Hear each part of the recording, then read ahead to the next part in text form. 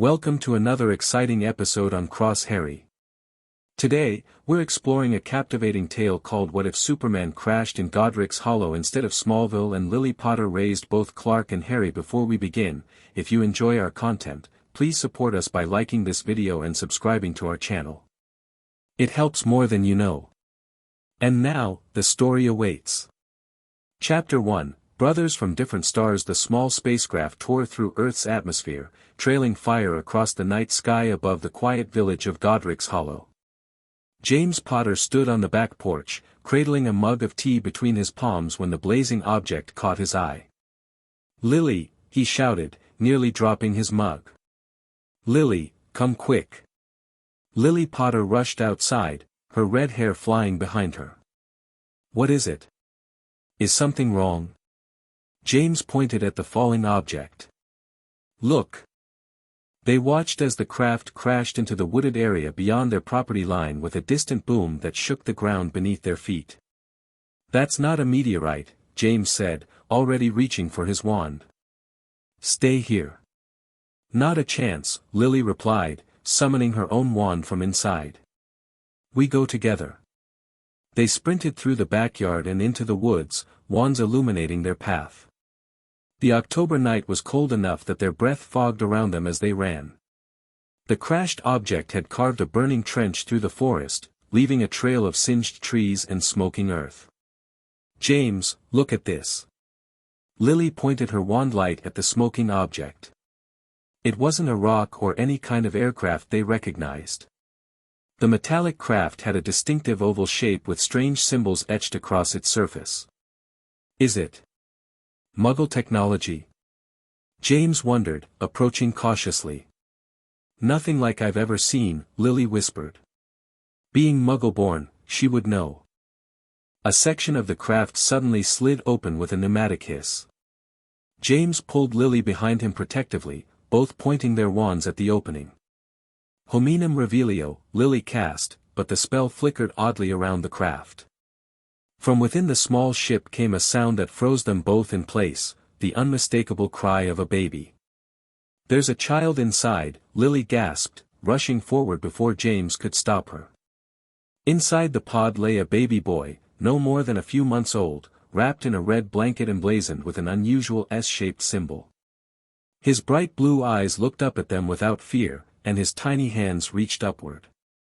"He's just a baby," Lily said in disbelief, carefully lifting him from the pod.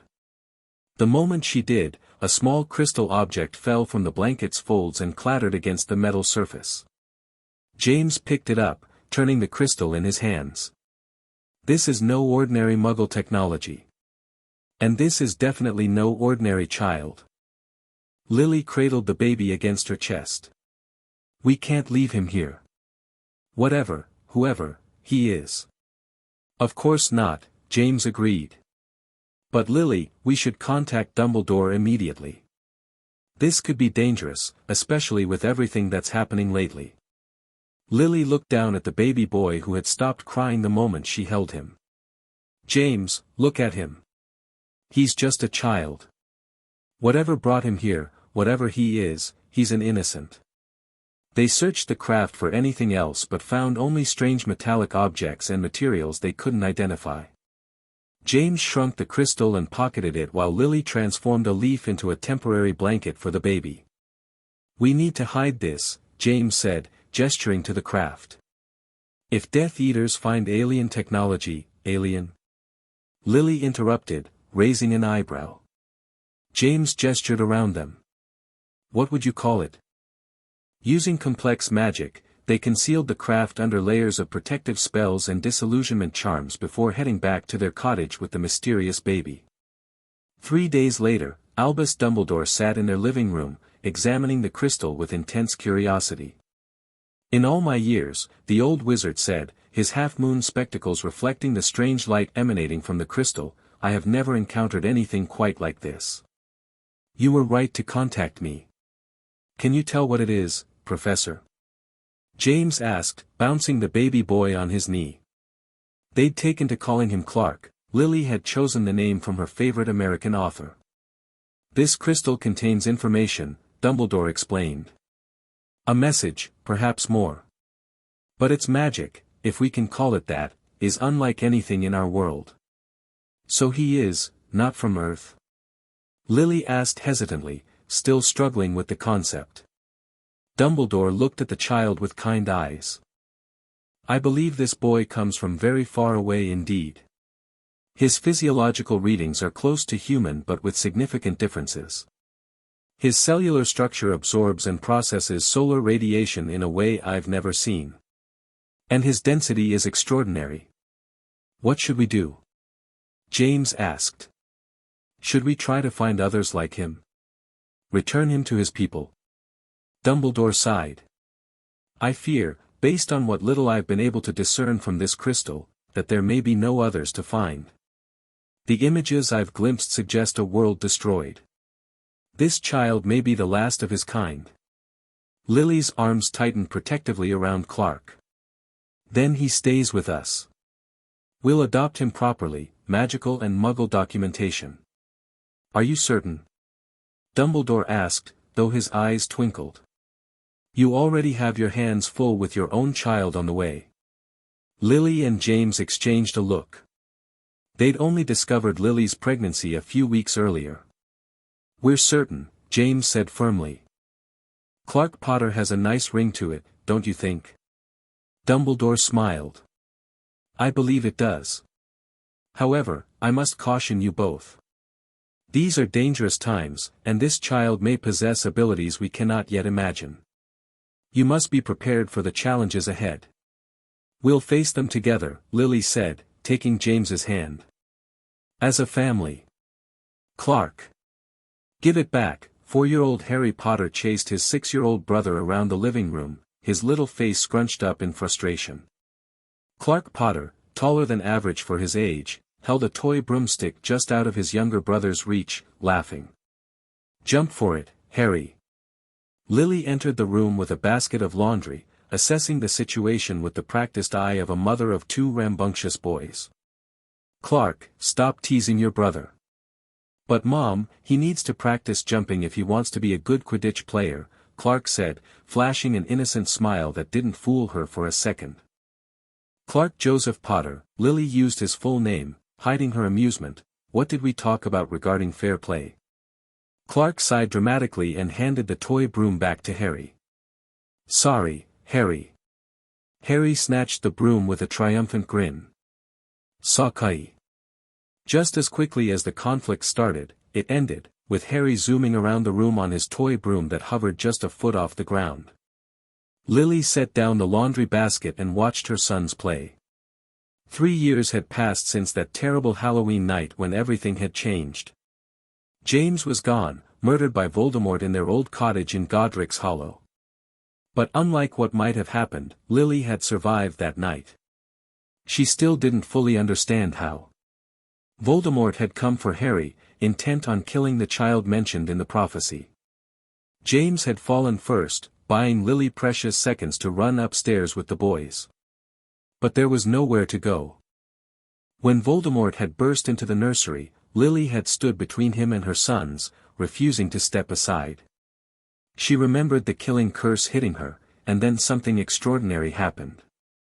Clark, who had been in the crib with Harry, had screamed in what seemed like pain.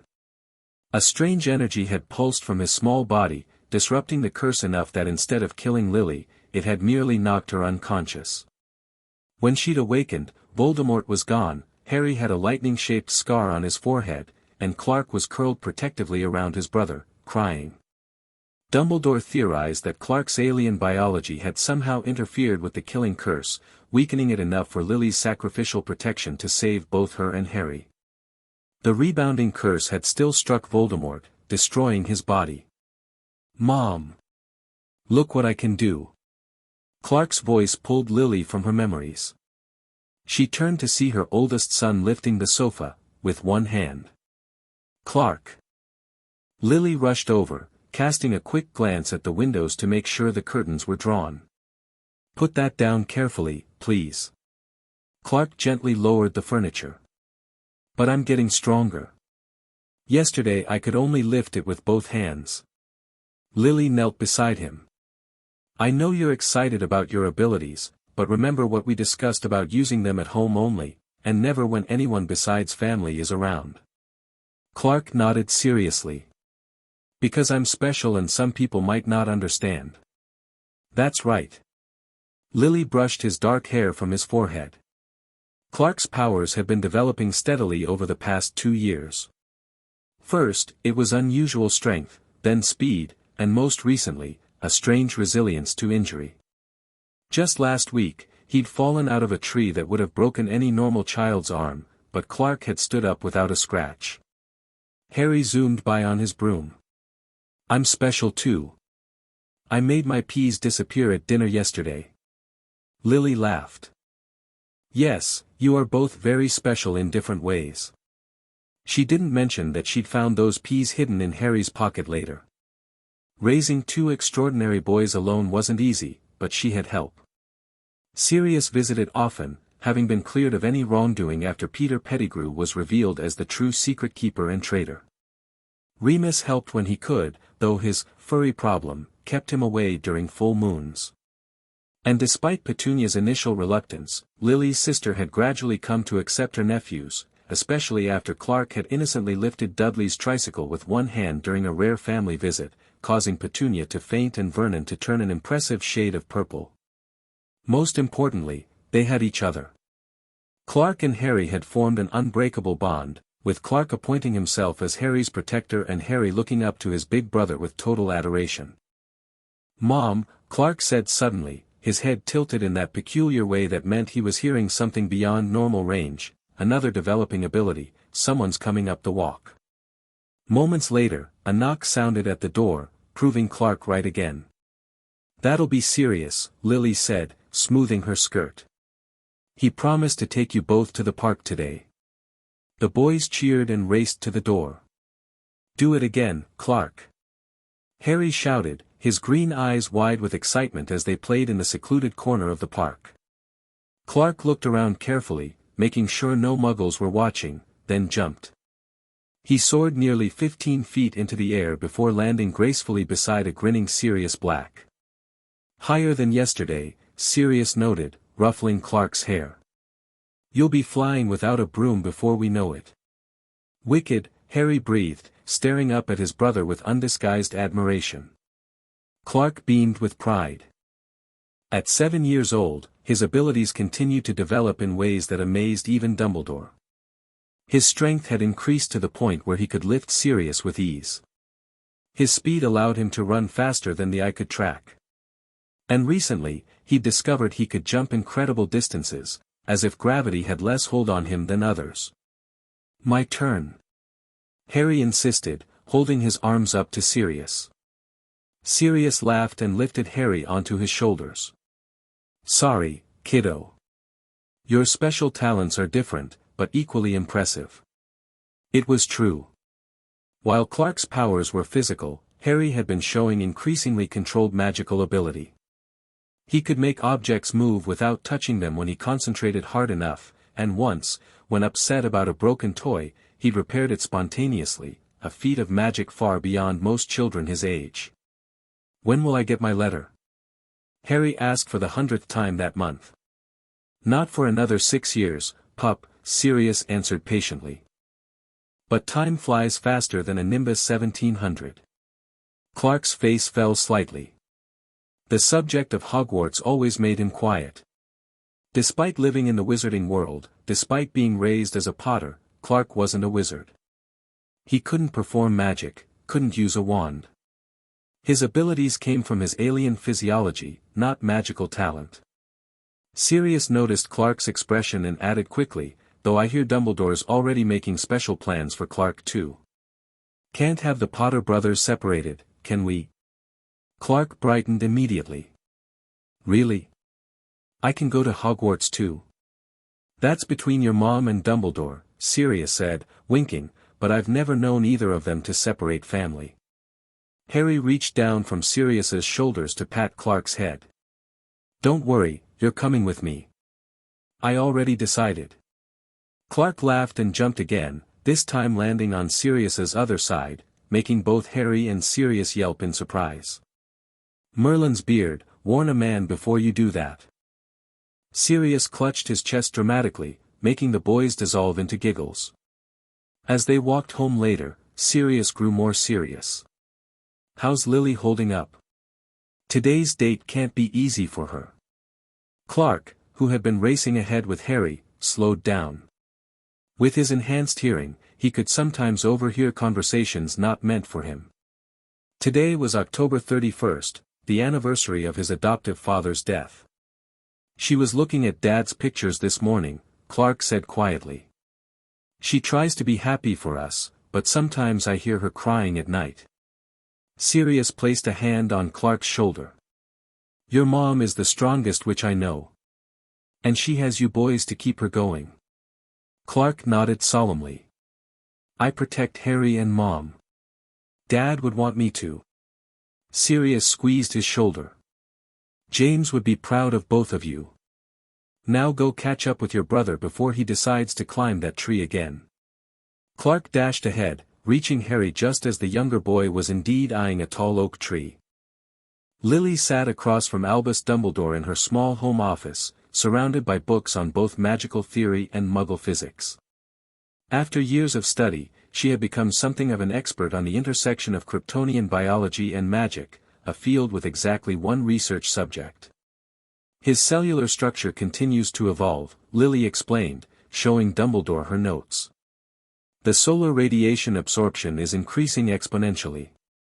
I believe that's what's powering his abilities." "Fascinating," Dumbledore murmured, examining the magical photographs showing Clark's cellular samples compared to Harry's. "And you believe more abilities will manifest?" "Almost certainly," Lily said. "Based on the information we've gleaned from the crystal, Kryptonians on their home planet wouldn't have displayed these powers. It's Earth's yellow sun and lower gravity that trigger them." "And the interaction with magic?" Lily sighed, tucking a strand of red hair behind her ear. "Complex. Magic doesn't affect him the same way it affects us. Some spells work normally, others not at all. He's resistant to many forms of magical energy, which explains what happened that night with Voldemort." They both fell silent, remembering the night that had claimed James and changed all their lives. "Speaking of the boys," Lily said, changing the subject, "I wanted to discuss Clark's education when Harry receives his Hogwarts letter." Dumbledore smiled. "I've been giving that considerable thought. While Clark is not a wizard, his unique abilities and connection to our world make him a special case. I believe arrangements could be made for him to live at Hogwarts as a sort of special resident." Lily's face lit up. "You would do that?" "My dear Lily, after watching those boys grow up, I cannot imagine separating them. Besides, Hogwarts has much to offer Clark in terms of knowledge and protection. His abilities would be less conspicuous in a place where extraordinary things happen daily." "Thank you, Albus," Lily said, relief evident in her voice. "The boys will be thrilled." A crash from outside made them both turn toward the window. In the backyard, Clark had apparently attempted to catch Harry, who had fallen from his training broom. They had both ended up in a tangled heap, laughing uncontrollably. "Though I suspect Hogwarts may need some additional insurance policies," Dumbledore added with a twinkle in his eye. The years passed in a blur of growth and discovery. By the time Harry turned 11, Clark had developed even more abilities. His strength and speed continued to increase, and he could now jump so high it almost seemed like flying. His senses had sharpened to the point where he could hear conversations from blocks away and see details invisible to normal eyes. On the morning of Harry's 11th birthday, Clark was the first to wake up, his superhearing catching the sound of an owl's wings before it even reached their window. "Harry! Harry, wake up!" Clark shook his brother gently, mindful of his strength. At 13, Clark had grown tall and solid, his physical development accelerated by his Kryptonian biology. Harry groaned and pulled the covers over his head. 5 more minutes. "It's your birthday, sleepyhead. And there's an owl coming." That got Harry's attention. He sat up, fumbling for his glasses. "My Hogwarts letter? Only one way to find out." Clark grinned and pulled Harry out of bed, lifting him effortlessly and setting him on his feet. They raced downstairs, where Lily was already making breakfast. "Happy birthday, Harry," she said, planting a kiss on his messy black hair. Before Harry could reply, a tawny owl swooped through the open kitchen window, dropping a thick envelope on the table before perching on the back of a chair. "It's here." Harry grabbed the envelope, his fingers trembling slightly as he traced the Hogwarts seal. Clark watched with a mixture of excitement and apprehension. Despite Dumbledore's promises, a small part of him still feared being left behind. Harry tore open the letter and read aloud, his voice growing more excited with each word. When he finished, he looked up at Lily and Clark with shining eyes. "I'm really going." "Of course you are," Lily said, serving up pancakes shaped like owls. "We never doubted it." "What about Clark?" Harry asked, voicing the question Clark hadn't wanted to ask. Lily smiled mysteriously. "Why don't you check if there's another letter?" Clark frowned. "But I'm not." Another owl flew in, this one larger and more imposing. It dropped a letter directly into Clark's hands before departing without waiting for a treat. The envelope was addressed in flowing purple script, "Mr. C. Potter, the bedroom with the star chart ceiling 7, Willow Lane, Godric's Hollow." Clark opened it with careful fingers, reading quickly, "Dear Mr. Potter, while Hogwarts School of Witchcraft and Wizardry typically extends invitations only to those with magical abilities, your unique circumstances have been given special consideration. At the request of the headmaster, and with approval from the Board of Governors, you are invited to reside at Hogwarts School as a special resident scholar while your brother attends as a student. This unprecedented arrangement acknowledges your exceptional nature and the value of keeping family bonds intact.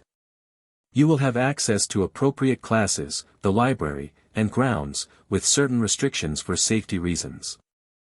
Separate accommodations will be arranged, though you may spend time in your brother's house common room when accompanied by him. Please find enclosed a list of recommended books and equipment that, while not required, may enhance your educational experience at Hogwarts. We await your owl by no later than July 31st. Yours sincerely, Minerva McGonagall." Deputy Headmistress Clark looked up, his blue eyes wide. "I can go too." Lily nodded, her eyes suspiciously bright. "Dumbledore and I have been working on the arrangements for years. You'll be the first non-magical resident in Hogwarts history." Harry whooped and tackled his brother with a hug that would have knocked over anyone without Kryptonian strength. "We're going to Hogwarts together." Clark hugged him back carefully, relief washing over him. "Together." Diagon Alley bustled with preterm shopping excitement. Clark stayed close to Harry and Lily, careful not to bump into anyone with his considerable strength. At 13, he towered over most of the other children, his broad shoulders and confident posture drawing occasional curious glances. Ollivanders first, Lily decided, guiding her sons through the crowd. Then books and robes. Inside the wand shop, Mr. Ollivander greeted Lily warmly before turning his silvery eyes to the boys. "Ah, yes. The Potter brothers. I've been expecting you." His gaze lingered on Clark longer than necessary, making Clark shift uncomfortably. "Mr. Potter," Ollivander addressed Harry. "Let's find your wand, shall we?" What followed was a whirlwind of wand testing. Box after box was opened, wands tried and discarded. Furniture was accidentally repaired and damaged again in the process. Clark watched with fascination until Ollivander finally presented a holly and phoenix feather wand that sent red and gold sparks shooting from its tip when Harry grasped it. "Curious, very curious," Ollivander murmured. "What's curious?" Harry asked. "I remember every wand I've ever sold, Mr. Potter. The phoenix whose tail feather resides in your wand gave one other feather, just one. It is curious that you should be destined for this wand when its brother gave you that scar." A chill ran through the shop. Harry unconsciously touched the lightning bolt scar on his forehead. "And you, Mr. Potter," Ollivander turned to Clark. "No wand for you today?" Clark shook his head. "I'm not a wizard," sir. No, Ollivander agreed, you are not. Yet you have power of your own, do you not? Different, but no less significant. He leaned closer, speaking softly. Sometimes the greatest magic comes from places we least expect. As they left the shop, Clark noticed Harry staring at his new wand with a mixture of awe and unease. You okay? Clark asked. Harry nodded slowly. It's just, weird. Having the brother wand to Voldemort's. Maybe it means something, Clark suggested. Maybe it means you're connected but opposite, like you're meant to undo what he did. Harry brightened at that idea. Yeah, maybe. They continued their shopping, gathering books, extra astronomy and history texts for Clark, robes, just for Harry, potions ingredients, and finally, a beautiful snowy owl that Harry named Hedwig. Their last stop was Quality Quidditch Supplies, where Harry pressed his nose against the window displaying the new Nimbus 2000. First years aren't allowed their own brooms, Lily reminded him gently. I know, Harry sighed. But it doesn't hurt to look. As they turned to leave, they collided with a pale, pointed-faced boy accompanied by a tall man with the same platinum blonde hair. Watch where you're going, the boy snapped, then his eyes widened in recognition. Wait, that's Scar. You're Harry Potter. Harry shifted uncomfortably under the sudden scrutiny. Indeed, the tall man said, his cold eyes taking in Harry, then Clark, and finally Lily. Lucius Malfoy. And this is my son, Draco. Starting Hogwarts this year, I presume? Yes, Lily replied coolly. Both my sons will be at Hogwarts. Lucius Malfoy's eyebrows rose slightly as he assessed Clark. Both? How interesting. I wasn't aware your older son was of age for Hogwarts.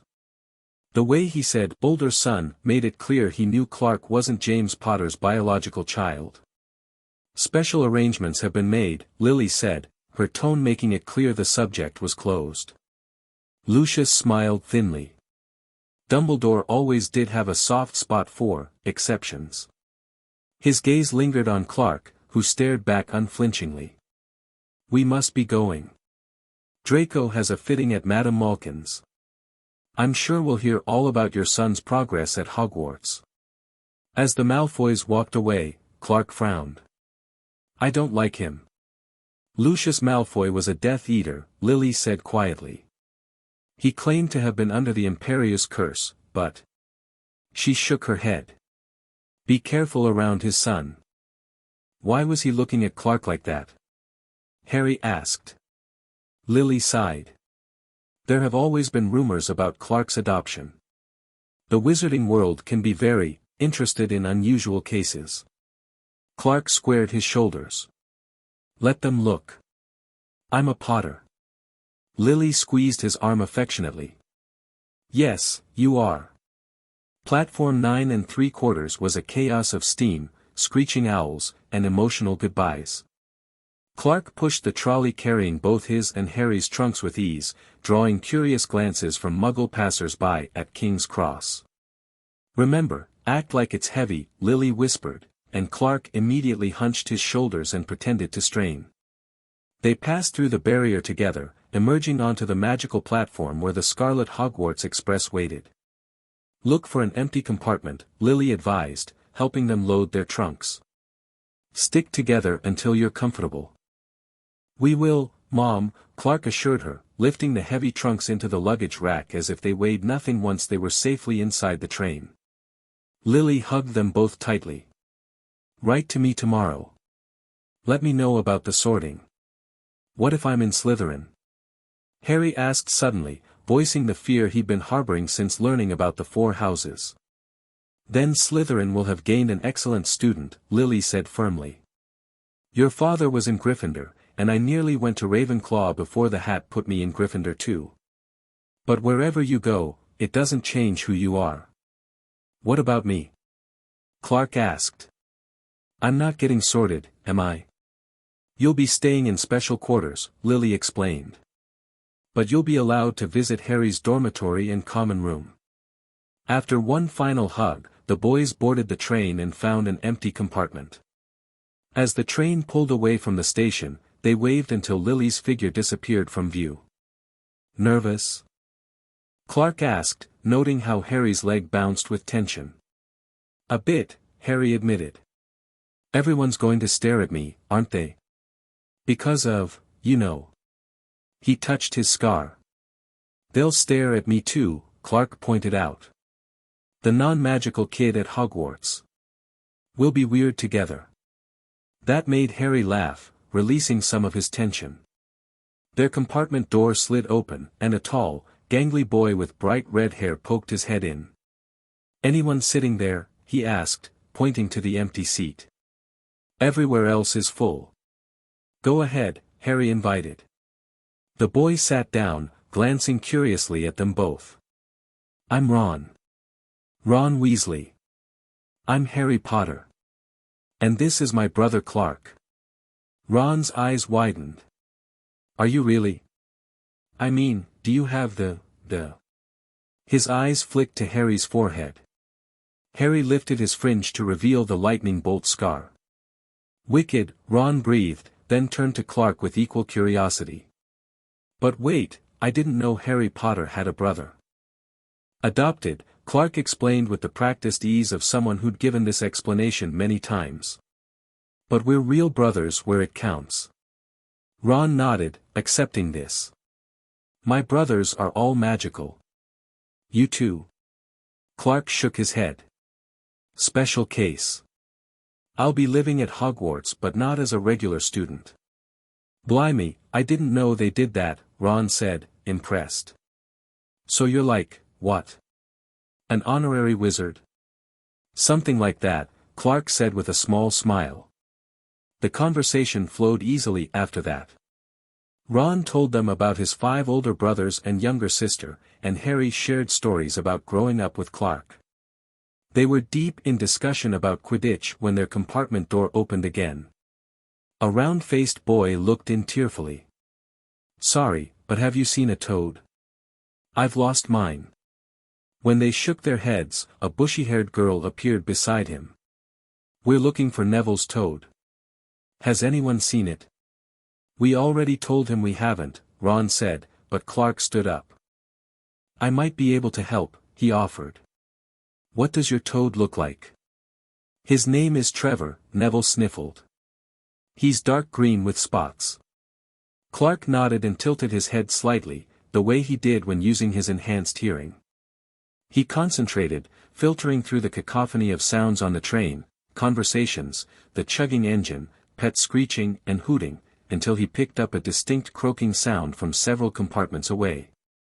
"I think I hear him," Clark said. "Follow me." He led the surprised Neville and the girl down the corridor, stopping outside a compartment near the front of the train. "In here, I think." Sure enough, when they opened the door, Trevor was discovered beneath a seat. "That's amazing," the girl exclaimed as Neville gratefully scooped up his pet. "How did you do that?" Clark shrugged. "Good hearing." The girl studied him intently. "I'm Hermione Granger." "Are you a prefect?" "You look older than first year." "I'm Clark Potter." "I'm not actually a student, exactly." Hermione's eyebrows shot up. "Potter? Are you related to Harry Potter?" "He's my brother," Clark confirmed. "Is he really on the train?" "I've read all about him in modern magical history and the rise and fall of the dark arts." "He's my compartment mate," Neville added. "Along with a red-haired boy." "That would be Ron," Clark said. "Why don't you join us?" Back in their compartment, introductions were made, and Hermione immediately launched into a torrent of information about spells she'd already learned and her hopes for which house she'd be sorted into.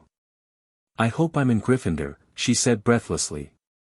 "I hear it's the best. Dumbledore himself was in it. But Ravenclaw wouldn't be bad either."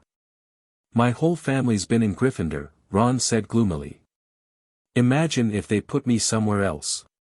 "What about you, Clark?" Hermione asked. "Which house are you in?" I'm not in any house, Clark explained patiently. I'm not actually a wizard. I'm staying at Hogwarts under special arrangements. Hermione looked confused. But how can you attend Hogwarts if you're not magical? Hogwarts, a history specifically states that muggle-repelling charms make it impossible for non-magical people to even see the castle. I'm not exactly muggle either, Clark said carefully. I'm different. Before Hermione could press further, the compartment door slid open yet again, revealing the pale boy from Diagon Alley, flanked by two larger boys. Is it true? He asked, looking directly at Harry. They're saying Harry Potter is in this compartment. So it's you, is it? Yes, Harry replied, eyeing the other boys. This is Crabbe and Goyle, the boy said carelessly. And I'm Malfoy. Draco Malfoy. Ron gave a slight cough that might have been hiding a snigger. Draco looked at him sharply. Think my name's funny, do you? No need to ask who you are. Red hair, freckles, and hand-me-down robes. You must be a Weasley. He turned back to Harry. You'll soon find that some wizarding families are better than others, Potter. You don't want to go making friends with the wrong sort. I can help you there. He extended his hand, but Harry didn't take it. I think I can tell the wrong sort for myself, thanks, he said coolly. Clark, who had been sitting quietly observing, stood up. At 13, he already towered over Draco, and his broad shoulders made even Crabbe and Goyle look less intimidating. I believe my brother made himself clear, Clark said, his voice calm but firm. Draco's pale face flushed pink. And the famous other Potter. Father told me all about you. Not even a real wizard, are you? Just Dumbledore's charity case. Clark smiled, unfazed. Is that the best you've got, Malfoy? Draco's hand twitched toward his pocket, but Clark moved with supernatural speed, suddenly standing much closer to Draco than he had been a second before. I wouldn't, Clark said quietly. Draco's eyes widened at Clark's impossible movement. He backed away, bumping into Crabbe. Come on, he muttered to his cronies. We're leaving. After they left, Ron stared at Clark with newfound respect. That was bloody brilliant. How did you move so fast? Clark shrugged, sitting back down. Just quick reflexes. Hermione was looking at him with intense curiosity. That wasn't just quick reflexes. That was something else. Clark's special, Harry said proudly. He can do things nobody else can. Like what? Neville asked, his toad momentarily forgotten. Clark and Harry exchanged a look. After years of keeping Clark's abilities secret, it felt strange to consider sharing them. But these might be their friends for the next 7 years. I'm stronger and faster than most people, Clark said carefully. And my senses are enhanced. That's how I heard Trevor from several compartments away. Are you some kind of magical creature? Hermione asked bluntly. I've read about half-giants and Vila, but you don't fit the descriptions. Not magical, Clark corrected. Just, not from around here. Harry snorted at the understatement. My brother's from another planet, he announced, ignoring Clark's warning look. He came in a spaceship when he was a baby. Mom and Dad found him and adopted him. Ron, Neville, and Hermione stared in disbelief. Another planet? Ron repeated. Like, a star. A planet is different from a star, Ronald, Hermione corrected automatically, though she looked equally shocked. It's called Krypton, Clark admitted reluctantly. And it doesn't exist anymore. It was destroyed right after I was sent here. Silence fell over the compartment. That's incredible, Hermione finally said. Are there others like you? Clark shook his head. Not that we know of. I might be the only one. Wicked, Ron breathed. So you're like, an alien? He's my brother, Harry said firmly. Who happens to be from another planet. Can you do magic? Neville asked. No, Clark said. But I have other abilities. Things I can do because Earth's sun and gravity are different from Krypton's. Like what? Hermione pressed. Clark hesitated, then picked up a metal spoon Ron had discarded from his chocolate frog.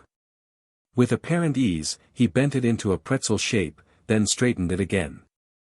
Merlin's beard, Ron whispered. Is that why you're allowed at Hogwarts even though you're not magical? Hermione asked, her mind clearly racing. Because you have these abilities? Partly, Clark admitted. And partly because Dumbledore didn't want to separate Harry and me. You can't tell anyone else, Harry added quickly. The Ministry doesn't know exactly what Clark is, and we want to keep it that way. Mom says there are people who would want to study him. The implications hung heavy in the air. We won't tell, Neville promised solemnly. Your secret's safe with us, Hermione agreed. Though I have about 1,000 questions. Only 1,000? Clark teased, relief evident in his voice. As the train continued north, they talked about safer topics, houses, classes, and Hogwarts legends. By the time they arrived at Hogsmeade Station, a tentative friendship had formed between the five of them. Fur's years. Fur's years over here, a booming voice called as they disembarked from the train. A gigantic man with a wild beard was waving a lantern over the sea of students. Clark and Harry exchanged excited grins. That's Hagrid, Harry said. Mom told us about him. He's enormous, Ron whispered. Clark, who stood nearly a foot taller than Harry and Ron, actually felt a kinship with the oversized gamekeeper. Being different sizes from everyone else created a unique kind of isolation they both might understand. You must be Harry Potter. Hagrid exclaimed when they approached. Last time I saw you, you was only a baby. His beetle-black eyes shifted to Clark. And you must be Clark. Professor Dumbledore told me all about ya. Special arrangements, eh? Clark nodded, slightly uncomfortable with the attention. Right, then. Fur's years follow me to the boats. Hagrid instructed. Clark, Professor McGonagall wants ya to go with the older students in the carriages. Says she'll meet ya at the entrance. Clark looked at Harry uncertainly. This was the first time they'd be separated. Go on, Harry encouraged. I'll see you at the castle. With a reluctant nod, Clark headed toward the carriages. As he approached, he stopped in shock. The supposedly horseless carriages weren't horseless at all. Pulling each carriage was a skeletal, winged horse with blank, white eyes. You can see them too? A soft voice asked. Clark turned to find a blonde girl with protuberant eyes watching him. Though she wore Hogwarts robes, she seemed too young to be a student. The horses, she clarified. Most people can't see them. Why not? Clark asked, approaching one cautiously. The creature turned its head to regard him with those eerie eyes. They're called thestrals, the girl explained. Only visible to people who've seen death. Clark frowned. But I haven't. Then he remembered the crystal, the one from his pod that Dumbledore had partially decoded. It had shown images of a planet breaking apart, of people rushing to save a baby, of a civilization dying. Maybe I have, he amended quietly. Just not on Earth. The girl nodded as if this made perfect sense. I'm Luna Lovegood. My father and I live near Ottery St. Catchpole. I'm not a student yet, but Daddy had a meeting with Professor Dumbledore, so I came along. I'm Clark Potter. I'm starting at Hogwarts today, but not as a regular student. Luna smiled. That makes two of us who don't quite fit in, then. Together, they climbed into a carriage. Clark found Luna's presence oddly comforting. She accepted everything about him without question, as if meeting alien boys was an everyday occurrence. As the carriages trundled toward the castle, Clark gasped at his first sight of Hogwarts. The magnificent castle rose from the mountainside, its windows blazing with golden light, towers reaching toward the starry sky. "It's beautiful," he whispered. "Yes," Luna agreed. "But a bit sad too. All that magic and history, and still so many secrets and hurts inside." Clark looked at her curiously. "You see things differently, don't you?" "Most people think so," she replied serenely. "I think I just see what's already there." When they reached the castle, Professor McGonagall was waiting at the entrance, her stern face softening slightly when she spotted Clark. "Mr. Potter," she greeted him. "Welcome to Hogwarts. If you'll follow me, I'll show you to your quarters before the sorting ceremony begins." Clark thanked Luna for the company and followed McGonagall through the massive oak doors and into the castle. They passed the Great Hall, where he could hear hundreds of voices chattering excitedly, and climbed several staircases. "Your accommodations are on the 3rd floor," McGonagall explained, "not far from the hospital wing, should you need assistance. Professor Dumbledore thought it prudent to have you near Madame Pomfrey, given your unique physiology." They stopped before a portrait of a young man studying the stars through an ancient telescope. "This is Galileo," McGonagall introduced. "He will guard your quarters. You may set your own password." "Hello," Clark greeted the portrait. Galileo lowered his telescope. "Ah, the boy from the stars. Dumbledore told me about you. Fascinating, truly fascinating. To think of worlds beyond our own." Clark blinked in surprise. "You know about me?" "Only what Dumbledore deemed necessary," McGonagall assured him. "Your privacy will be respected, but certain staff members and portraits have been informed of your special circumstances." Clark nodded and turned back to Galileo. "My password will be Krypton, please." The portrait swung open to reveal a cozy suite. A small sitting room contained a desk, bookshelves, and comfortable chairs. A door led to a bedroom with a 4-poster bed draped in blue and red fabrics, colors from the crest Clark had arrived with. Large windows offered a spectacular view of the grounds and the lake. "This is amazing," Clark breathed, setting down his trunk. "The room has been specially reinforced," McGonagall informed him. "Dumbledore mentioned your strength continues to increase. We wouldn't want any accidents." Clark blushed, remembering the door he'd accidentally pulled off its hinges at home last month. "Now, the sorting ceremony will begin shortly. You're welcome to attend and sit at whichever house table your brother is sorted into. Tomorrow, Professor Dumbledore will discuss your schedule." "Thank you, Professor," Clark said sincerely. McGonagall's stern expression softened further. "Your mother was one of my favorite students, Mr. Potter. If you are half as determined as she is, you will thrive here, magical or not." With that, she led him back downstairs to the Great Hall, where the first years were already lined up, looking nervous. Clark spotted Harry immediately and gave him an encouraging thumbs up before slipping into a seat at the edge of the hall. The sorting ceremony began with the ancient hat singing a strange song about the 4 houses. One by one, students were called forward to try on the hat, which shouted out their houses after varying deliberation times. Granger, Hermione. The bushy-haired girl from the train practically ran to the stool and jammed the hat on her head. Gryffindor, the hat shouted after a moment's consideration. Clark watched as Neville was also sorted into Gryffindor, and Draco Malfoy was instantly placed in Slytherin. Finally, McGonagall called, "Potter, Harry." The hall erupted in whispers as Harry walked forward. Clark could hear snippets of conversation from all around. "The Harry Potter. Look at his scar. He looks so ordinary." Harry sat on the stool, and the hat dropped over his eyes. The second stretched on, and Clark could see Harry's knuckles turning white as he gripped the edge of the stool. Finally, the hat called out, "Gryffindor." The Gryffindor table exploded with cheers. Clark watched as Harry, grinning broadly, joined the table where the Weasley twins were chanting, "We got Potter. We got Potter." Ron was later sorted into Gryffindor as well, joining his brothers and Harry at the table. As the ceremony concluded, Dumbledore rose to give a brief, eccentric welcome speech before the feast appeared. Clark made his way to the Gryffindor table, where Harry had saved him a seat. "We're both in Gryffindor," Harry exclaimed. "Well, I am officially, but you can sit with us." "The hat almost put me in Slytherin," Harry whispered to Clark when the excitement died down. "But I asked it not to." "You chose?" Clark asked, surprised.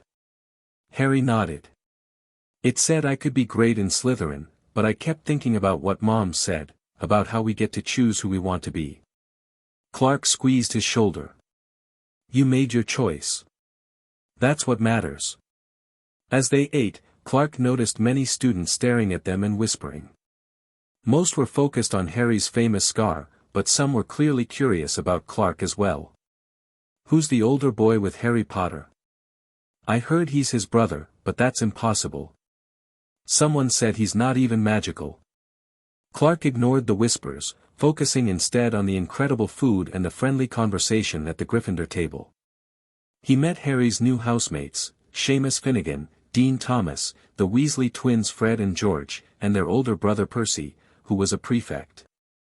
After the feast, Dumbledore gave a few start-of-term announcements, including a warning about the forbidden third-floor corridor. "And now, before we depart for our dormitories, I have one more announcement," Dumbledore said. "This year, Hogwarts welcomes a special resident scholar. Clark Potter will be living at the castle and participating in selected classes, though he is not a traditional student. I ask that you extend to him the same courtesy and friendship you would to any fellow student." All eyes turned to Clark, who wished he could sink through the floor. "Thank you," Dumbledore concluded. "Now, off to bed." As the students rose, Percy called for the Gryffindor first-years to follow him.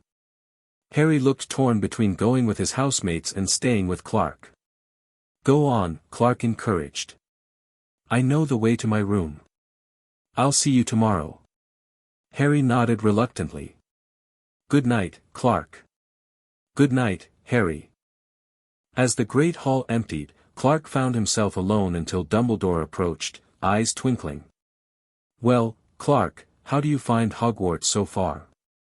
"It's incredible, Professor," Clark answered honestly.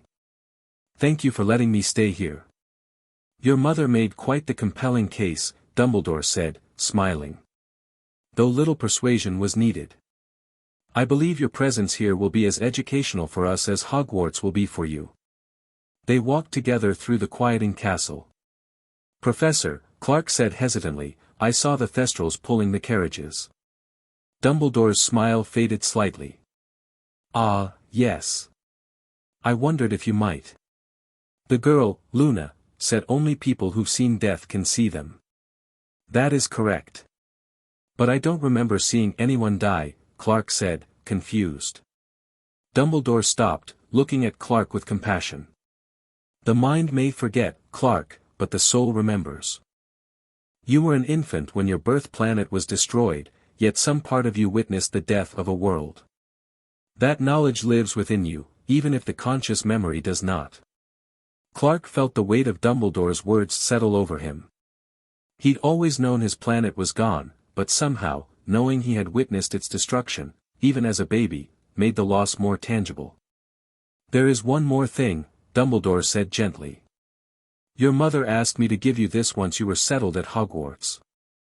From his robes, he produced a small, crystalline object, the message crystal from Clark's pod. "We've managed to decode more of its contents," Dumbledore explained. "Your mother thought you should have the opportunity to view it when you feel ready." Clark accepted the crystal, feeling its weight in his palm. "Thank you, Professor." "Remember, Clark," Dumbledore said as they reached the portrait of Galileo, "at Hogwarts, help will always be given to those who ask for it. Good night." "Good night, Professor." Inside his room, Clark placed the crystal carefully on his nightstand. He wasn't ready to view it yet, not tonight, when everything was so new and overwhelming. Instead, he unpacked his trunk, arranged his books, and stood by the window, gazing out at the starry sky. Somewhere out there, beyond those stars, Krypton had once existed. And now, here he was, a boy from another world, about to begin a journey at a school of magic where he couldn't perform magic. It was, Clark thought with a small smile, exactly the kind of contradiction that had defined his life so far. With that thought, he prepared for bed, wondering what adventures awaited him and Harry in the days to come. Chapter 2, Secrets and Serpent. Summer ended way too fast. 1 minute Clark was helping Harry practice flying in the secluded field behind their house, and the next they were dragging trunks through King's Cross Station for their second year at Hogwarts. Well, Harry's second year as a student and Clark's second year as whatever the heck he was supposed to be. Got everything? Lily asked, checking Harry's trunk for the third time. She'd been extra protective since that business with Quirrell and the Philosopher's Stone last year. Clark didn't blame her. Watching your 11-year-old face off against the disembodied spirit of the dark wizard who murdered your husband would make anyone a little paranoid. Mom, we're fine, Clark insisted. At 14, he towered over most of the 7th years now, his shoulders broadening with each passing month. Last week, he'd accidentally crushed the kitchen faucet when turning it off. His strength was getting ridiculous. I know. Lily smoothed down Harry's perpetually messy hair. It's just, different this year, Harry finished for her. Because you'll be there too. That was the big change. After the Quirrell incident, Dumbledore had offered Lily a position teaching a new elective course on the theoretical connections between magical and Muggle science. It was partly to keep her close to her sons, partly because she was genuinely brilliant at it, and partly, Clark suspected, because Dumbledore wanted her help researching Voldemort. Exactly, Lily smiled.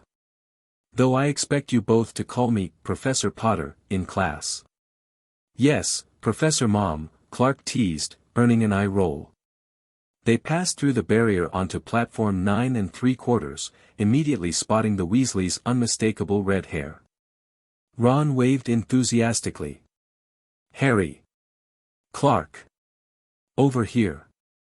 Chaos ensued as trunks were loaded, introductions made. Apparently the youngest Weasley, Ginny, was starting this year, and last-minute advice dispensed. Clark noticed the youngest Weasley staring at Harry with wide-eyed fascination, turning bright red whenever he glanced her way. Where's Hermione? Harry asked, looking around the platform. Probably already on the train with her nose in a book, Ron suggested. Clark tilted his head slightly, focusing his hearing. After a year at Hogwarts, he'd gotten much better at filtering sounds. He scanned the train compartments one by one. Third car from the front, he reported. She's explaining something about elective courses to someone. Ron shook his head.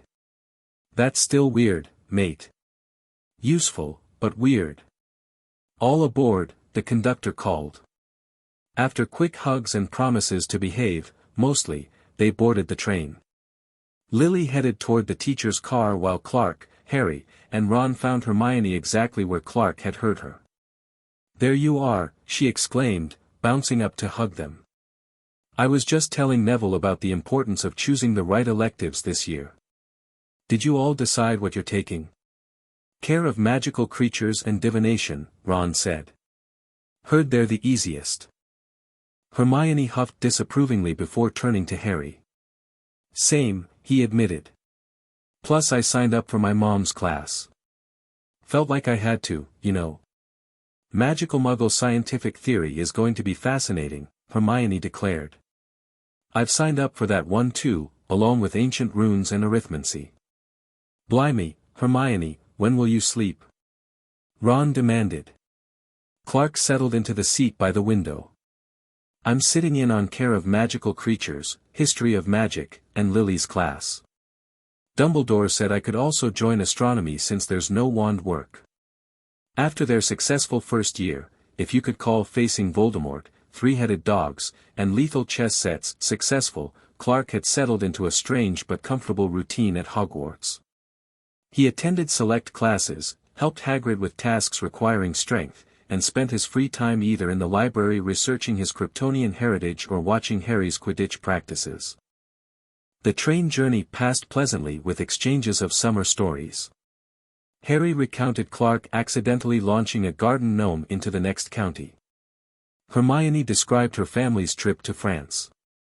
Ron complained about Percy being made head boy. "Where's Ginny?" Harry suddenly asked, noticing her absence. "Made friends with a weird blonde first year," Ron shrugged. "Luna something. Lives near us." Clark smiled. "Luna Lovegood. I met her last year. She's different, but in a good way." The countryside rolled by, green fields giving way to wilder scenery as they headed north.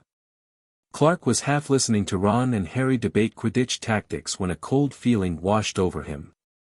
The hairs on his arms stood up, and for a moment, his vision blurred strangely. "Clark." Harry noticed immediately.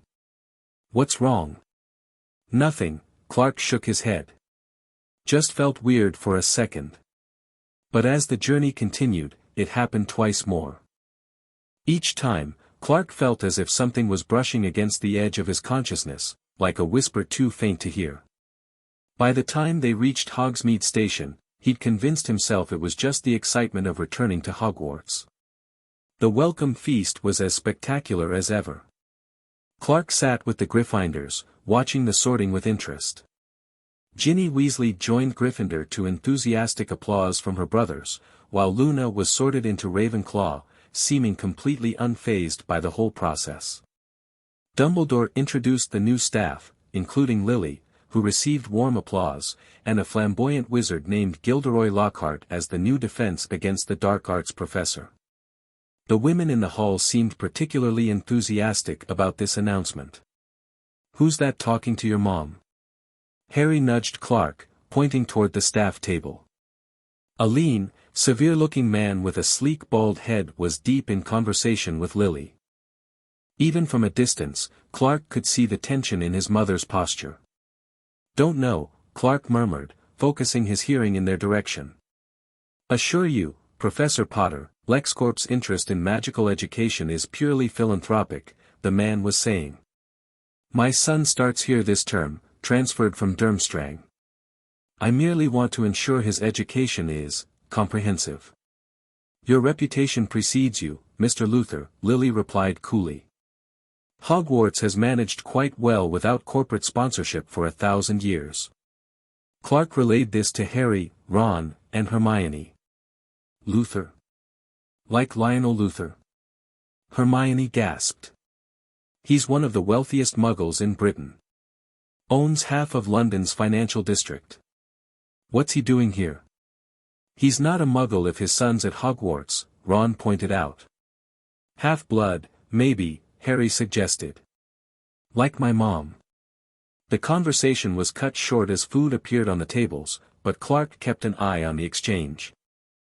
Whatever Lionel Luther wanted, Lily clearly didn't trust him. After the feast, as they were filing out of the Great Hall, Clark found his path blocked by a boy he'd never seen before. Slightly older than Clark, he had a lean build, intelligent green eyes, and was completely bald. "You must be Clark Potter," the boy said, extending his hand. "Alexander Luther. Call me Lex." Clark shook his hand, immediately noting the firm grip. "Nice to meet you. Just transferred from Durmstrang? Father thought I'd benefit from a more diverse educational environment." Lex's eyes flicked to the Slytherin crest on his robes. "You're the non-magical resident, correct? Fascinating arrangement." There was something calculating in Lex's assessment that made Clark uneasy. "Just lucky, I guess." "Luck had nothing to do with it, I'm sure." Lex smiled thinly. "I look forward to getting to know Hogwarts' most unusual resident." With that, he melted back into the crowd of Slytherins heading toward the dungeons. "What was that about?" Harry asked, appearing at Clark's side. Clark shrugged. "Not sure. But I think we should keep an eye on Lex Luthor." Life at Hogwarts quickly fell into its usual rhythm. Classes began, homework piled up, and the castle buzzed with activity. Clark attended his selected classes, finding care of magical creatures particularly enjoyable. Professor Kettleburn seemed delighted to have a student who could handle the more dangerous creatures without risk of serious injury. Lily's class proved popular, especially among Muggle-born students who found her explanations of how magic and science interacted refreshingly logical. Clark sat in the back during these lessons, proud to see his mother in her element. Harry was swamped with Quidditch practice almost immediately. Oliver Wood, the Gryffindor captain, seemed determined to win the cup this year. Ron and Hermione spent most of their free time with Clark, forming a trio whenever Harry was busy. "It's so unfair," Hermione complained one evening in the library. "The restricted section has 3 volumes on cross-species magical transformation that would be perfect for understanding your Kryptonian biology, Clark, but Madame Pants won't let me near them without a teacher's note." Clark smiled. Since learning of his origins, Hermione had thrown herself into researching anything that might help explain his increasing abilities. "Mom's working on something similar with Dumbledore," Clark explained. "They think my powers are tied to solar radiation, but magic affects me differently because my cells process energy in a unique way." "That explains why some spells bounce off you," Ron said, looking up from his Transfiguration essay. "Remember when Seamus accidentally hit you with that jelly-legs jinx and nothing happened?" Before Clark could respond, he felt it again, that strange cold sensation, like something slithering at the edge of his perception. He froze, focusing his hearing. "Clark?" Hermione asked, noticing his sudden stillness. "What is it?" "Shoo," he held up a hand. For a moment, there was nothing but the normal sounds of the castle, students talking, stairs moving, ghosts floating through walls. Then, "Rip, tear, kill." The voice was barely audible, a hissing whisper that seemed to come from everywhere and nowhere. "Do you hear that?" Clark whispered. Ron and Hermione exchanged confused glances. "Hear what?" Ron asked. "So hungry, for so long." "That." Clark stood up. A voice. "Hissing about, killing something." "I don't hear anything," Hermione said, looking concerned. Clark concentrated harder, trying to pinpoint the source. "It seemed to be, moving." Yes, the sound was traveling, and not through the corridors, but... "It's in the walls," he realized aloud. "Blood. I smell blood. Kill." The voice was moving upward and away from them. "Come on." Clark grabbed his bag and sprinted from the library, ignoring Madame Pance's outraged sputtering about running. Ron and Hermione hurried after him as he raced up staircases, following the voice that only he could hear. He led them to a second-floor corridor, where they collided with Harry, who was dripping wet and looking exhausted after Quidditch practice. "What's going on?" Harry asked, alarmed by their expressions. Clark heard, Hermione began, but stopped abruptly. They all saw it at the same time. Foot-high words had been daubed on the wall between 2 windows, gleaming in the torchlight, "The Chamber of Secrets has been opened. Enemies of the air, beware." Beneath the message, Mrs. Norris, Filch's cat, hung stiffly from a torch bracket, completely petrified. "We should get out of here," Ron whispered urgently. "Too late."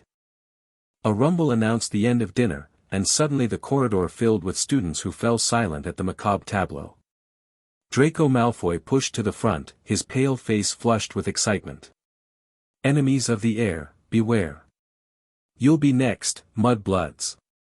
His eyes locked with Clark's, and something in his expression made Clark's blood run cold. Before anyone could react, Filch arrived, followed closely by Dumbledore and several teachers, including Lily. What followed was chaos. Filch accused Harry of killing his cat. Dumbledore declared the cat petrified, not dead. The students were sent to their dormitories while the staff investigated. "Potter, Kent, Weasley, Granger, you stay," Snape's silky voice cut through the dispersing crowd. Lily stepped forward protectively. "Why do you need to question my sons, Severus?" "Because they were found at the scene," Snape replied smoothly. "A rather suspicious coincidence." They were led to Lockhart's nearby office, where Dumbledore examined Mrs. Norris more closely.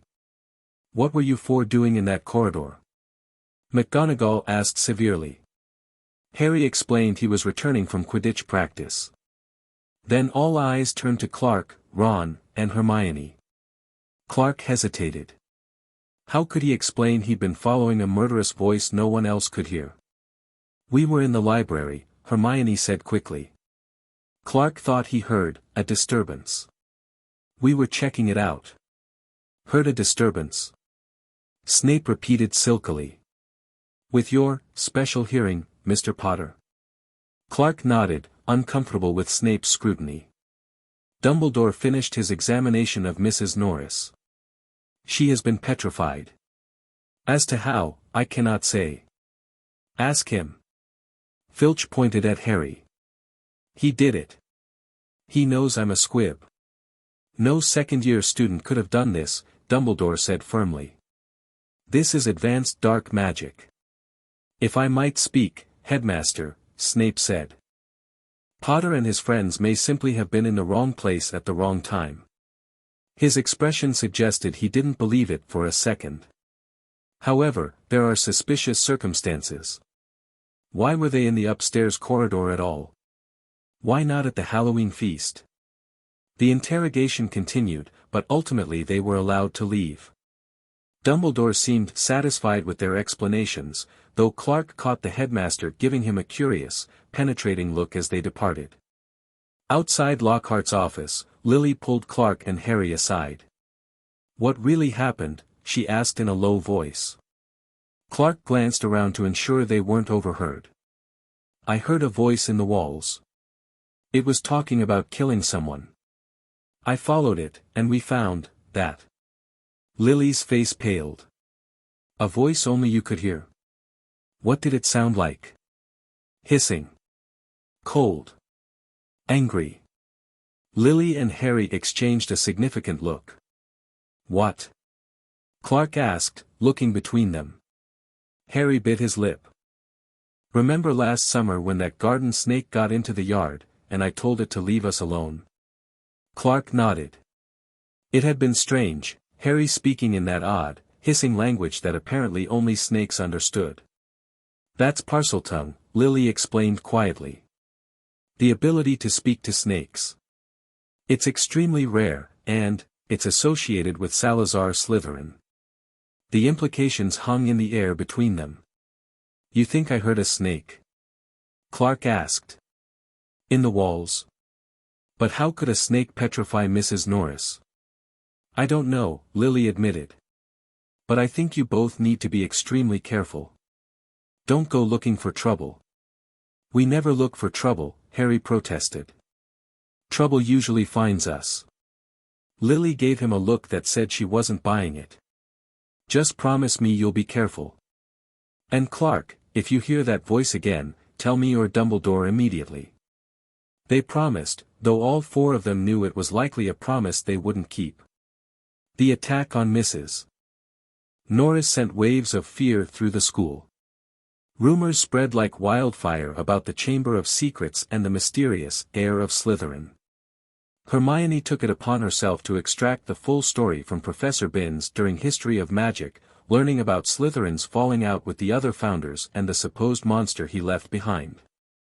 "It has to be controlled by Slytherin's heir," she explained as they huddled in a corner of the Gryffindor common room. "And it's some sort of monster that can petrify people, or cats." But what kind of monster? Harry wondered. "And who's controlling it now?" "Malfoy," Ron said immediately.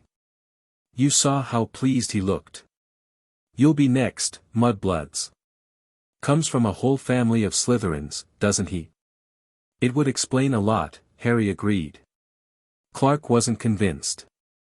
"Malfoy's awful, but is he really capable of something like this?" "Maybe not Malfoy himself," Hermione mused, "but what about that new Slytherin? Lex Luthor. He transferred from Durmstrang, which is known for teaching the dark arts. And his dad was pushing Lily about educational investments at the feast," Ron added. Clark shook his head. "We can't just accuse people without evidence. We need to investigate properly. How? Harry asked. A slow smile spread across Hermione's face. I might have an idea. But it'll be dangerous, and we'll be breaking about 50 school rules. All three boys leaned in eagerly. Hermione's plan was indeed both dangerous and against school rules, brewing Polyjuice Potion to transform into Slytherins and interrogate Malfoy directly. The preparations would take a month, requiring stolen ingredients from Snape's personal stores and the use of Moaning Myrtle's abandoned bathroom as a brewing site. Meanwhile, Clark focused on trying to catch the voice again. Every evening, he'd patrol the corridors, extending his hearing to its limits, searching for that distinctive hiss. So far, nothing. It was during one such patrol that Clark encountered Lex Luthor alone in the library's magical artifacts section. Studying late? Clark asked casually, noting the books spread before the Slytherin. Lex looked up, not seeming at all surprised to see Clark. Research project. Extracurricular. Clark glanced at the open book, Magical Detection of Non-Magical Entities. Interesting topic, Clark commented, keeping his tone neutral. Isn't it? Lex closed the book with deliberate care. I find Hogwarts' classification system fascinating. Wizards, muggles, squibs, various magical creatures. But what about beings that don't fit neatly into any category? The question hung in the air between them. Clark felt the weight of Lex's scrutiny. I imagine those beings just want to live their lives without being classified, Clark replied evenly. Lex smiled thinly. Everyone gets classified, Clark. The question is whether you control your category or let others define it for you. He gathered his books. My father always says, make them fear what they don't understand, or they'll destroy what they fear. Sounds like a lonely way to live. Perhaps. Lex stood to leave. But loneliness is preferable to extinction, wouldn't you agree? As Lex walked away, Clark couldn't shake the feeling he'd just been both threatened and warned. The first Quidditch match of the season, Gryffindor vs. Slytherin, brought a welcome distraction from Chamber of Secrets anxiety. Clark sat with Ron and Hermione in the stands, watching Harry zoom around on his Nimbus 2000. Something's wrong with that bludger, Clark said suddenly, his enhanced vision tracking the iron ball as it made an unnatural turn midair. What do you mean? Hermione asked. It's only going after Harry. Sure enough, one bludger seemed fixated on Harry, pursuing him relentlessly despite the Weasley twins' best efforts to deflect it. As the rogue bludger made another pass at Harry, Clark tensed. The protective instinct that had been honed since childhood screamed at him to intervene. Don't even think about it, Hermione hissed, grabbing his arm. You can't just fly onto the pitch. I can jump that high, Clark muttered, his muscles coiling in preparation. And expose yourself to the entire school, she countered. Harry would never forgive you. She was right, but watching his brother narrowly dodge the murderous ball was torture. Just as Clark was about to ignore Hermione's warning, Harry made a spectacular dive, caught the snitch, and promptly took a bludger to the arm. The sickening crack was audible even without superhearing. Clark was on the field before anyone else, kneeling beside Harry, who was pale with pain but grinning triumphantly. We won, Harry managed before Lockhart pushed through the gathering crowd. Stand back. I'll fix that arm in a jiffy. No. Harry and Clark protested simultaneously, but too late. Lockhart had already cast his spell, and Harry's arm went limp in the most unnatural way. Ah, Lockhart said nervously. Yes, well, that can sometimes happen. The point is, the bones are no longer broken. That's because they're no longer there, Clark growled, x-raying Harry's arm. You've removed them completely. The aftermath was chaotic. Harry was taken to the hospital wing where Madame Pomfrey fumed about incompetent defense professors while administering skill grow. Clark stayed by Harry's side until Madame Pomfrey shooed him out for the night. Walking back to his quarters, Clark's enhanced hearing picked up hurried footsteps. He ducked behind a suit of armor just as Dumbledore and McGonagall rushed past, carrying what appeared to be a small, rigid figure. Focusing his vision, Clark realized with horror it was Colin Creevey, a first-year Gryffindor who had been annoying Harry with constant photograph requests. He was petrified, his camera still clutched in his frozen hands. There had been another attack. The next morning, Clark told Harry, Ron, and Hermione about Colin. "We need to speed up the Polyjuice plan," Hermione decided. "I need 2 more ingredients from Snape's private stores." "I'll create a distraction in potions class," Harry volunteered. "No, I will," Clark insisted. "You need to be more careful. Whoever's behind these attacks might be targeting you specifically." "Why would they target Harry?" Ron asked. Clark hesitated. "Think about it. Enemies of the heir, beware. Who's more of an enemy to Slytherin's heir than the boy who defeated the greatest dark wizard of all time? A wizard who was himself a descendant of Slytherin." The implications sank in. "You think Voldemort opened the chamber before?" Hermione asked. "It's possible," Clark said. "Mom mentioned attacks when she was a student. What if Voldemort was behind those too?" They spent the rest of Sunday in the library, researching past incidents at Hogwarts. Clark's alien metabolism allowed him to go without sleep far longer than his human friends, so he continued searching through ancient school records long after the others had gone to bed. Near midnight, he found it, a small newspaper clipping from 50 years ago. Hogwarts student killed in tragic accident. Myrtle Warren, 14, found dead in second-floor girls' bathroom. Ministry confirms no foul play. School to remain open. Myrtle Warren. Moaning Myrtle. The ghost who haunted the very bathroom where they were brewing Polyjuice potion. It couldn't be coincidence. Clark was so absorbed in his discovery that he didn't notice the approach of another late-night researcher until a shadow fell across the table. "Find anything interesting?" Lex Luthor asked, his voice cutting through the library's silence. Clark casually covered the newspaper clipping. "Just some background reading." Lex's eyes flickered to Clark's hand. "On the Chamber of Secrets, I presume? Everyone's researching it these days. What's your theory?" Clark asked, turning the questioning back on Lex. "About the chamber?" Lex sat down uninvited. "I think it's exactly what the legend says, Slytherin's secret room housing a monster that targets those he deemed unworthy. The interesting question is why it's being opened now, after so long." "And your answer?"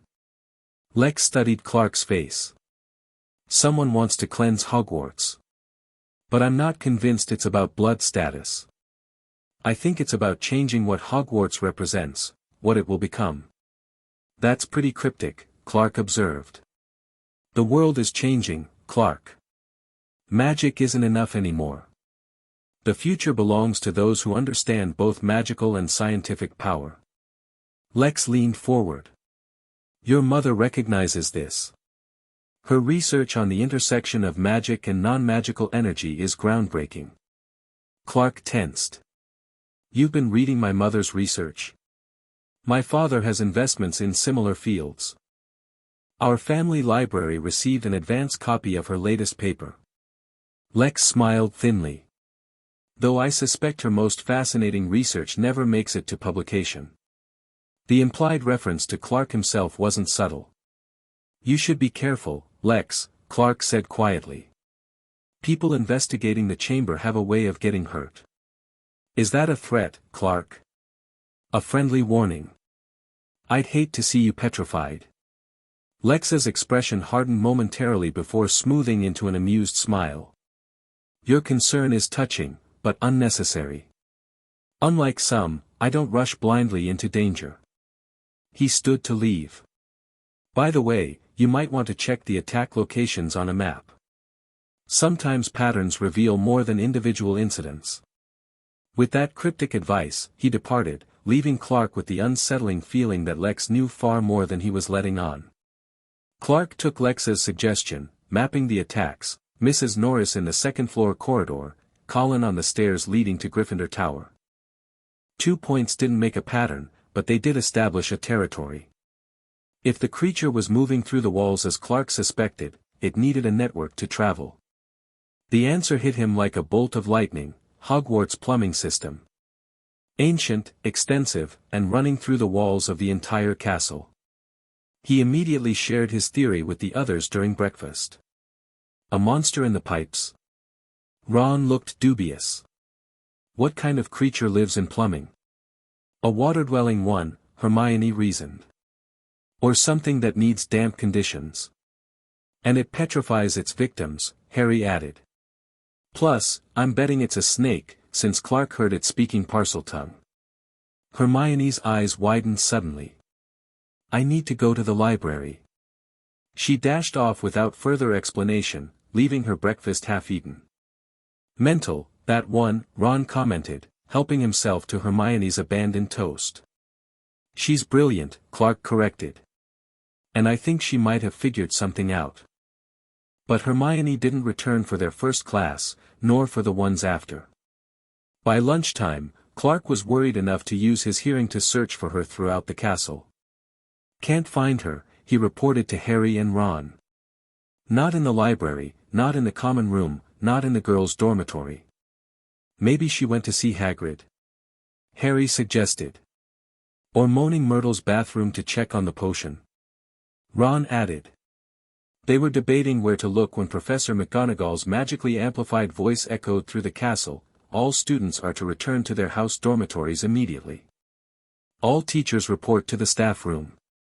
The corridors filled with confused students being herded by prefects. Instead of following, Clark pulled Harry and Ron into an empty classroom. Something's happened, he said grimly. Another attack, I'm betting.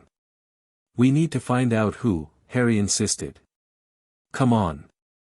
They snuck to the staff room, hiding in a wardrobe just as teachers began arriving. Through the wooden slats, they watched as McGonagall addressed the gathered staff. It has happened, she said, her face grave. A student has been taken by the monster.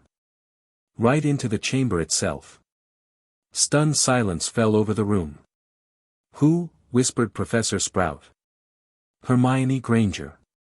Clark felt as if the floor had dropped from beneath him. Harry grabbed his arm, squeezing painfully, though Clark barely felt it. We found this message daubed on the wall where the first one appeared, McGonagall continued. Her skeleton will lie in the chamber forever. We need to find her, Clark whispered fiercely to Harry. Now. They didn't wait to hear more, slipping out of the wardrobe when the teachers dispersed to inform their houses. In the corridor, they nearly collided with Lily, whose face was ashen. Boys, what? She began, but Clark cut her off. Mom, it's Hermione. She's been taken into the chamber. Lily's eyes widened. How do you know? She shook her head. Never mind. You need to get back to Gryffindor Tower immediately. The teachers will handle this. No, Harry said firmly. Hermione is our friend. And I think we know more about the chamber than the teachers do. Explain, Lily demanded. Quickly, they shared their discoveries, the Parseltongue voice Clark heard, the creature moving through pipes, and their suspicion that Moaning Myrtle might be connected to the last chamber opening. Lily listened intently, her expression shifting from concern to determination. You think the entrance might be in Myrtle's bathroom? It makes sense, Clark urged. The pipes, Myrtle's death 50 years ago. We need to tell Dumbledore, Lily decided. Come with me. But when they reached the headmaster's office, they found Professor McGonagall outside the gargoyle entrance, looking troubled. Minerva, we need to see Albus, Lily said urgently. The boys may have information about the chamber. I'm afraid that's impossible, McGonagall replied stiffly. The Board of Governors has suspended Dumbledore, effective immediately. Lucius Malfoy delivered the notice himself not 10 minutes ago. What? Lily gasped. They can't remove Dumbledore now, of all times. I quite agree, but it's done. And I'm afraid we have another problem. Gilderoy Lockhart has been tasked with entering the chamber to rescue Miss Granger. There was a moment of silence before Ron blurted, "He'll get himself killed. Or worse, get Hermione killed." "We don't have time for this," Clark said decisively. "Mom, take Harry and Ron to Myrtle's bathroom. Find out what she knows about how she died. I'm going to get Lockhart." "Clark, wait," Lily began, but he was already moving, faster than any of them could follow. Using his super speed, Clark raced through the corridors to Lockhart's office, where he found the professor hastily packing his belongings. "Going somewhere, Professor?" Clark asked, startling Lockhart badly. "Ah, Clark. Yes, well, urgent call. Unavoidable. Must leave immediately. You're running away." Clark stepped further into the office, taking in the half-packed trunks. "What about Hermione? The whole school's counting on you to save her."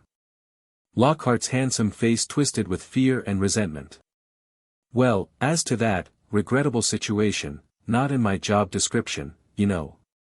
So everything you wrote in your books, all those monsters you defeated, people you saved, that was all lies?"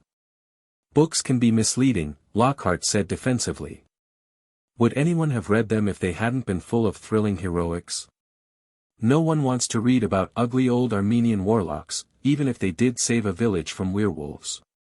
"You're a fraud," Clark realized aloud. "You took credit for what other wizards did, then wiped their memories." Lockhart's expression confirmed it. With a sudden movement, he drew his wand. "Clever boy. Too clever. I'm rather gifted with memory charms, you see. Can't have you spreading nasty rumors, Obliviate." The spell hit Clark squarely in the chest, and fizzled harmlessly against his Kryptonian cells. Lockhart's jaw dropped. "How did you?" Clark moved forward in a blur, plucking Lockhart's wand from his hand and bending it in half with a snap. "You're coming with me," Clark informed him, grabbing the stunned professor by his collar. "And you're going to do something useful for once in your life." In Moaning Myrtle's bathroom, Clark found Harry, Ron, and Lily questioning the ghost about her death. Myrtle was actually being cooperative for once, seeming to enjoy the attention. "I died right here," she said, pointing to a specific toilet. "I saw a pair of great, big yellow eyes, right over there by that sink." They examined the sink she indicated, finding a tiny snake scratched into one of the copper taps. "That's it," Harry breathed. "The entrance to the Chamber of Secrets." Clark deposited a pale-faced Lockhart against the wall. "Myrtle, the monster that killed you, did you hear it before you saw it? Any strange noises?" Myrtle considered this. "Now that you mention it, I did hear something funny. A boy, talking in a made-up language. Hissing and spitting. Parseltongue," Lily murmured. "Harry, do you think you could?" Harry nodded and approached the sink. Staring intently at the snake carving, he hissed, "Open." For a moment, nothing happened. Then the sink began to move, sinking right out of sight to reveal a large pipe wide enough for a person to slide into. "I'm going down there," Harry said immediately. "We're going down there," Clark corrected. "All of us." Lily looked torn. "I should get McGonagall, there's no time," Clark insisted. "Hermione could be dying down there." "I can hear," he stopped, focusing his hearing down the pipe. "Water running. And something, moving." "Then we go now," Lily decided, her face set with determination. "But Lockhart goes first." They forced the protesting Lockhart down the pipe, followed by Ron, Harry, Lily, and finally Clark. They slid down what felt like an endless, slimy slide until they landed in a damp tunnel littered with small animal bones. "Lumos," Lily whispered, illuminating the tunnel with her wand. "Stay close." They moved forward cautiously, Clark taking the lead with his enhanced vision. The tunnel twisted and turned until they came upon an enormous snake skin, at least 20 feet long. "That's big," Ron squeaked. "What kind of snake grows that large?" Harry wondered. Lily's face had gone pale. A basilisk. It has to be. A what? Ron asked. King of serpents, she explained. Poisonous fangs, can live for hundreds of years, and kills with a single glance. Then how are Mrs. Norris and Colin only petrified? Harry asked. They didn't look it directly in the eyes, Clark realized. Mrs. Norris saw its reflection in the water on the floor. Colin through his camera lens. And Hermione? Ron's voice trembled. Let's find her, Lily said grimly, pushing forward. They hadn't gone far when Lockhart, who had been unnaturally quiet, suddenly dived for Ron's wand and pointed it at them. The adventure ends here, he announced. I'll take a bit of this skin back up to the school, tell them I was too late to save the girl, and that you all tragically lost your minds at the sight of her mangled body. Say goodbye to your memories. Expelliarmus. Lily shouted before Lockhart could cast, sending him flying backward. But Ron's damaged wand chose that moment to backfire spectacularly. The spell exploded like a small bomb, blasting chunks of rock from the ceiling. When the dust settled, Clark found himself separated from Harry by a solid wall of fallen stone. Harry, he shouted, X-raying through the rubble. Are you okay? I'm fine. Harry called back. Mom's with me. Lockhart's out cold. Ron's here with me, Clark reported. I can move these rocks, no time, Lily's voice came through the barrier. We need to find Hermione. Clark, can you hear anything ahead? Clark focused his hearing. Water. Lots of it. And, something large moving. A heartbeat, very slow. And, another heartbeat. Faint. Must be Hermione. We're going ahead, Harry called. Try to clear a path back for us. Be careful. Clark shouted, but they were already moving away. He turned to Ron, who was checking on a dazed Lockhart. Help me move these rocks. We need to create a way through. Together they began clearing the smaller debris, Clark doing most of the heavy lifting while being careful not to reveal the true extent of his strength to Lockhart, who was now sitting up with a vacant expression. Hello, Lockhart said pleasantly. Who are you? Who am I? Memory charm backfired, Ron explained to Clark. He doesn't know who he is. One problem at a time, Clark muttered, heaving aside another boulder. As they worked, Clark kept his hearing tuned to Harry and Lily's progress. He could hear them walking, then stopping. Voices, Harry's, Lily's, and a third voice he didn't recognize. Young, male, smooth. Then, suddenly, Lily's shout of horror. Harry, get away from him. That's Tom Riddle, Voldemort. Clark froze. Voldemort was in the chamber. He doubled his efforts on the rocks, no longer caring if Lockhart saw his inhuman strength. Through the wall, he heard the confrontation unfolding, Riddle explaining how he'd used a diary to possess Ginny Weasley, making her open the chamber and set the basilisk on Muggleborns. Clark heard Hermione's name, she was alive but barely, her life force being drained to resurrect Riddle. Then came the sound Clark dreaded most, the massive slithering of the basilisk, awakened by Riddle's command, and Lily's frantic instructions to Harry. Close your eyes. Don't look at it directly. Run. Clark couldn't wait any longer. With a roar of effort, he smashed through the remaining rocks, creating an opening large enough to squeeze through. Stay here with Lockhart, he ordered Ron. I'm going to help Harry and Mom. Using his super speed, Clark raced down the tunnel, emerging into an enormous chamber dominated by a colossal statue of Salazar Slytherin. At the statue's feet lay three figures, an unconscious Hermione, a pale, unmoving Ginny Weasley, and a semi-transparent teenage boy who could only be Tom Riddle. But it was the scene in the center of the chamber that made Clark's heart stop. The basilisk, a serpent of nightmarish proportions, had cornered Lily and Harry against a wall. Lily stood protectively in front of Harry, her wand raised as she cast spell after spell at the creature, each one bouncing harmlessly off its magically resistant scales. The basilisk lunged, and time seemed to slow for Clark.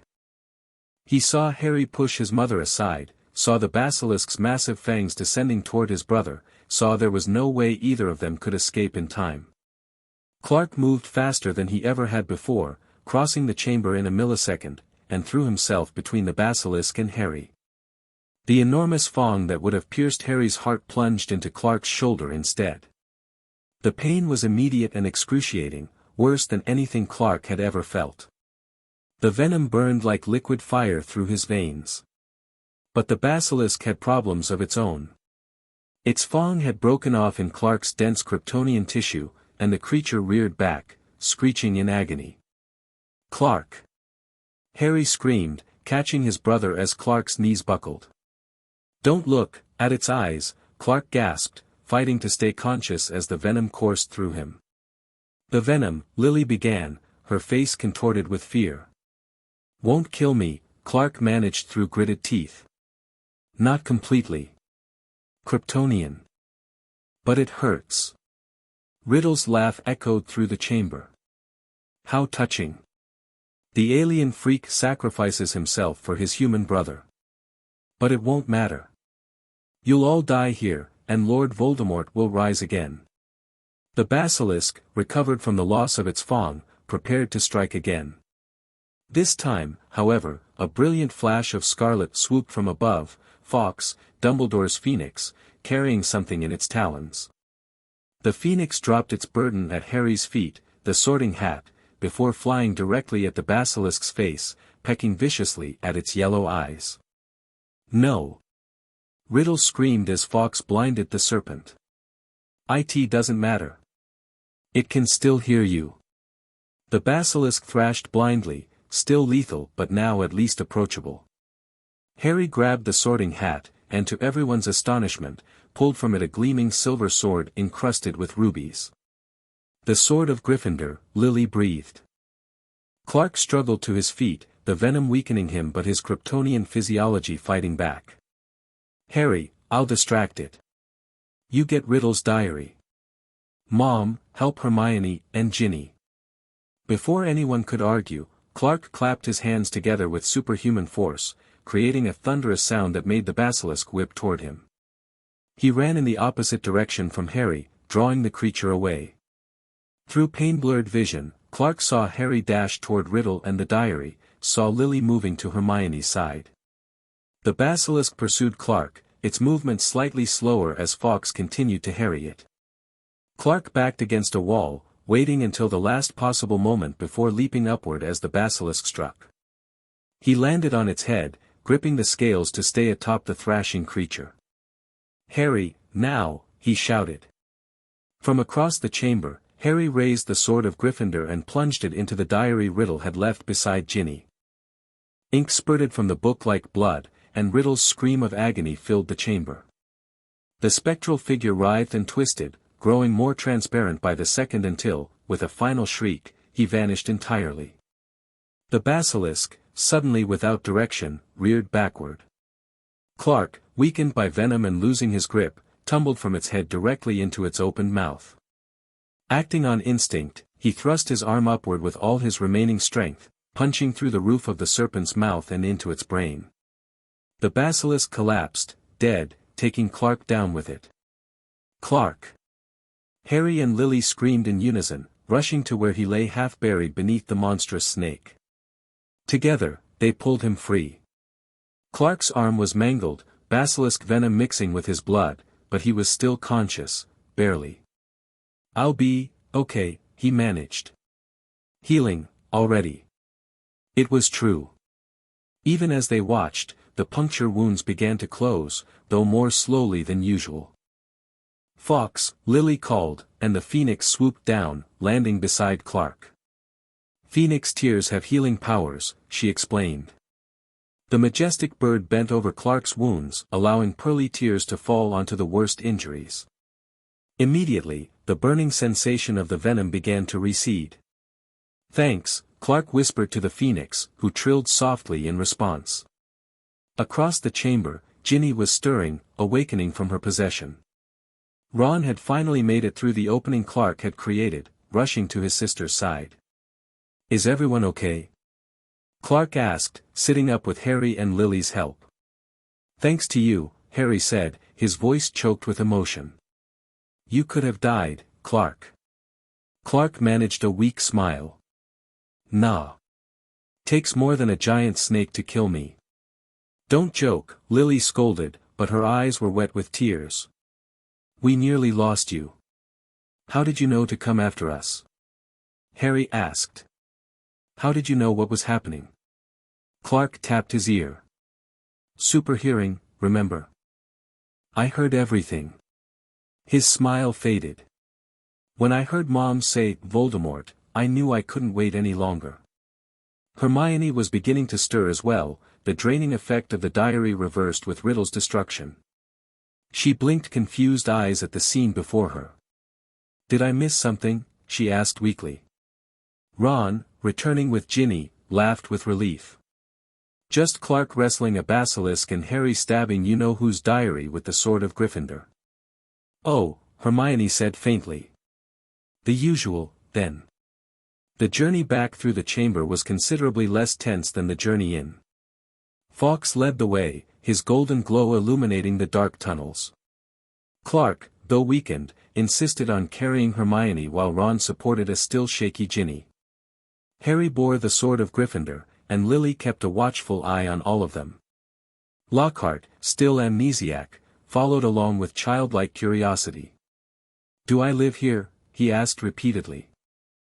When they reached the pipe that had brought them down, Fawkes offered his tail feathers, and somehow, whether through phoenix magic or something else, they all found themselves rising up the pipe, emerging back into Moaning Myrtle's bathroom. "You're alive," Myrtle commented, sounding almost disappointed. "Sorry to disappoint you," Harry quipped. They were escorted directly to McGonagall's office, where they found not only the deputy headmistress but also Dumbledore, apparently reinstated in the time they'd been underground.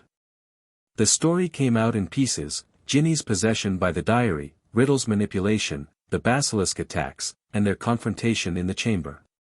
Clark downplayed his role somewhat, uncomfortable with too much focus on his abilities, but Harry made sure Dumbledore understood that without Clark's intervention, they would all have died.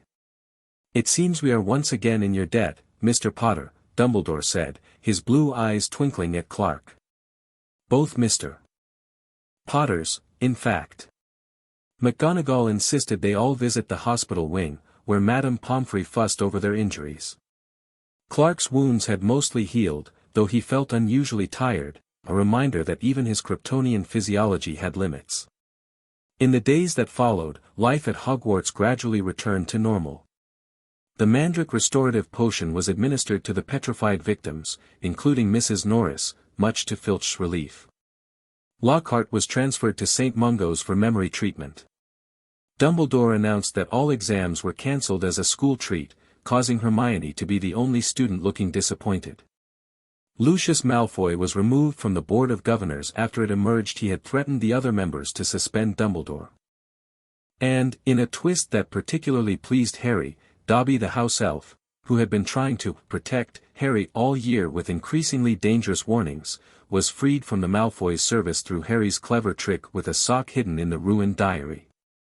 One evening, as the term drew to a close, Clark was summoned to Dumbledore's office. He found the headmaster and Lily waiting for him. "Ah, Clark," Dumbledore greeted him. "Please, sit down. How are you feeling?" "Much better, sir," Clark replied. "Almost back to full strength." "Good, good. I wanted to discuss with you a rather interesting discovery Professor Snape made while analyzing the basilisk venom from your wounds." Clark tensed slightly. "Discovery?" Lily stepped forward. "It's nothing to worry about, Clark. Actually, it's fascinating. The venom interacted with your Kryptonian cells in a unique way, creating a temporary vulnerability." "Vulnerability?" Clark frowned. "You mean it actually could have killed me?" "No," Dumbledore assured him. "Your alien physiology is remarkably resilient. But it did briefly neutralize some of your abilities, your strength, your speed, your invulnerability. We believe, Lily continued, that certain magical substances might temporarily affect your powers. It's valuable information, both for understanding your biology and for your safety. Clark considered this. So magic can hurt me under specific circumstances. Any being, no matter how powerful, has vulnerabilities, Dumbledore said gently. Even I can be felled by a well-placed spell. The question is not whether we have weaknesses, but how we account for them. Clark nodded slowly. I understand. Thank you for telling me. As he turned to leave, Dumbledore added, one more thing, Clark. You might be interested to know that young Mr. Luther has been conducting rather extensive research into Kryptonian artifacts lately. Clark stopped. Luther? What kind of research? He's been requesting interlibrary loans from magical institutions worldwide, Lily explained. Ancient texts on stars falling to Earth, beings of great power, and similar topics. You think he suspects what I am? I think, Dumbledore said carefully, that curiosity is both a great virtue and a potential danger. Mr. Luther strikes me as exceptionally curious. The warning was clear. Clark thanked them again and left, his mind racing with implications. On the train ride home, Clark, Harry, Ron, and Hermione shared a compartment, discussing their plans for the summer. Mom says we can have you both over, Harry told Ron and Hermione. Maybe for my birthday. Brilliant, Ron agreed. Dad's been wanting to meet your mom properly anyway. Says her Muggle magic research is revolutionary. The compartment door slid open, revealing Lex Luthor. Unlike most students in casual clothes, he wore an impeccable suit, looking more like a young businessman than a teenager. May I join you? He asked, though he entered without waiting for permission. An awkward silence fell over the compartment. Quite an exciting year, Lex observed. Secret chambers, monsters, near-death experiences. And you four at the center of it all, as usual. Just lucky, I guess, Harry replied coolly. Lex's gaze shifted to Clark. Luck had nothing to do with it. You survived because of certain advantages. His eyes lingered on Clark's fully healed arm. Remarkable recovery, by the way. Basilisk venom is supposedly fatal. What do you want, Luther? Ron asked bluntly. Just to offer congratulations, Lex said smoothly. And to give Clark something to consider over the summer. He placed a small box on the seat beside Clark. What's this? Clark asked, not touching it. A peace offering. And a proposal. Lex stood to leave.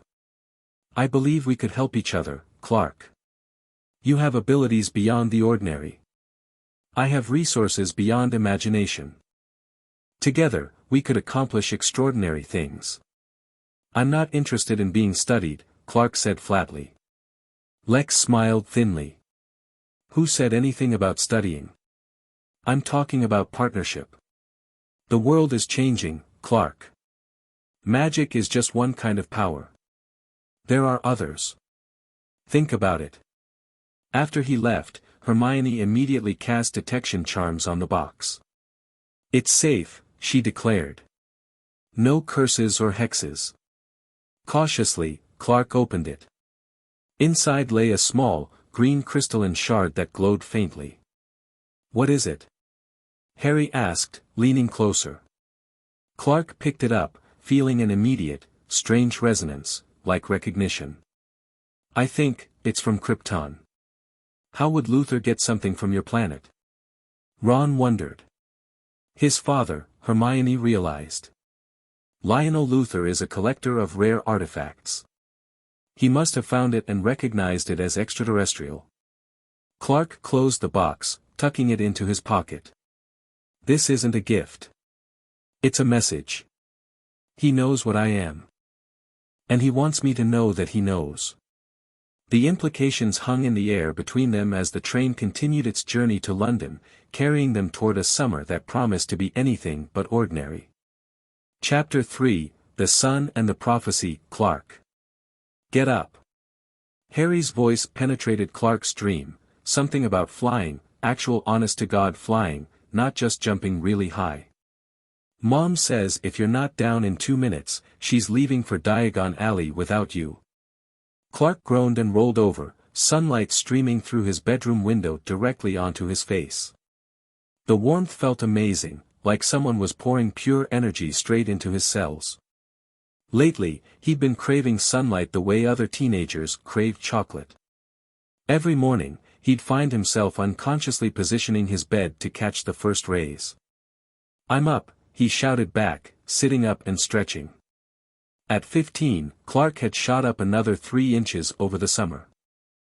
He now stood at 6'3", his frame filled out with muscle that hadn't come from any workout regimen. He dressed quickly, using just a touch of super speed, a habit his mother kept warning him about. "One day you'll do that in front of someone," she'd say. But it was getting harder to move at normal human pace. Everything felt so slow. Downstairs, Harry was already shoveling eggs into his mouth, his perpetually messy hair sticking up in all directions.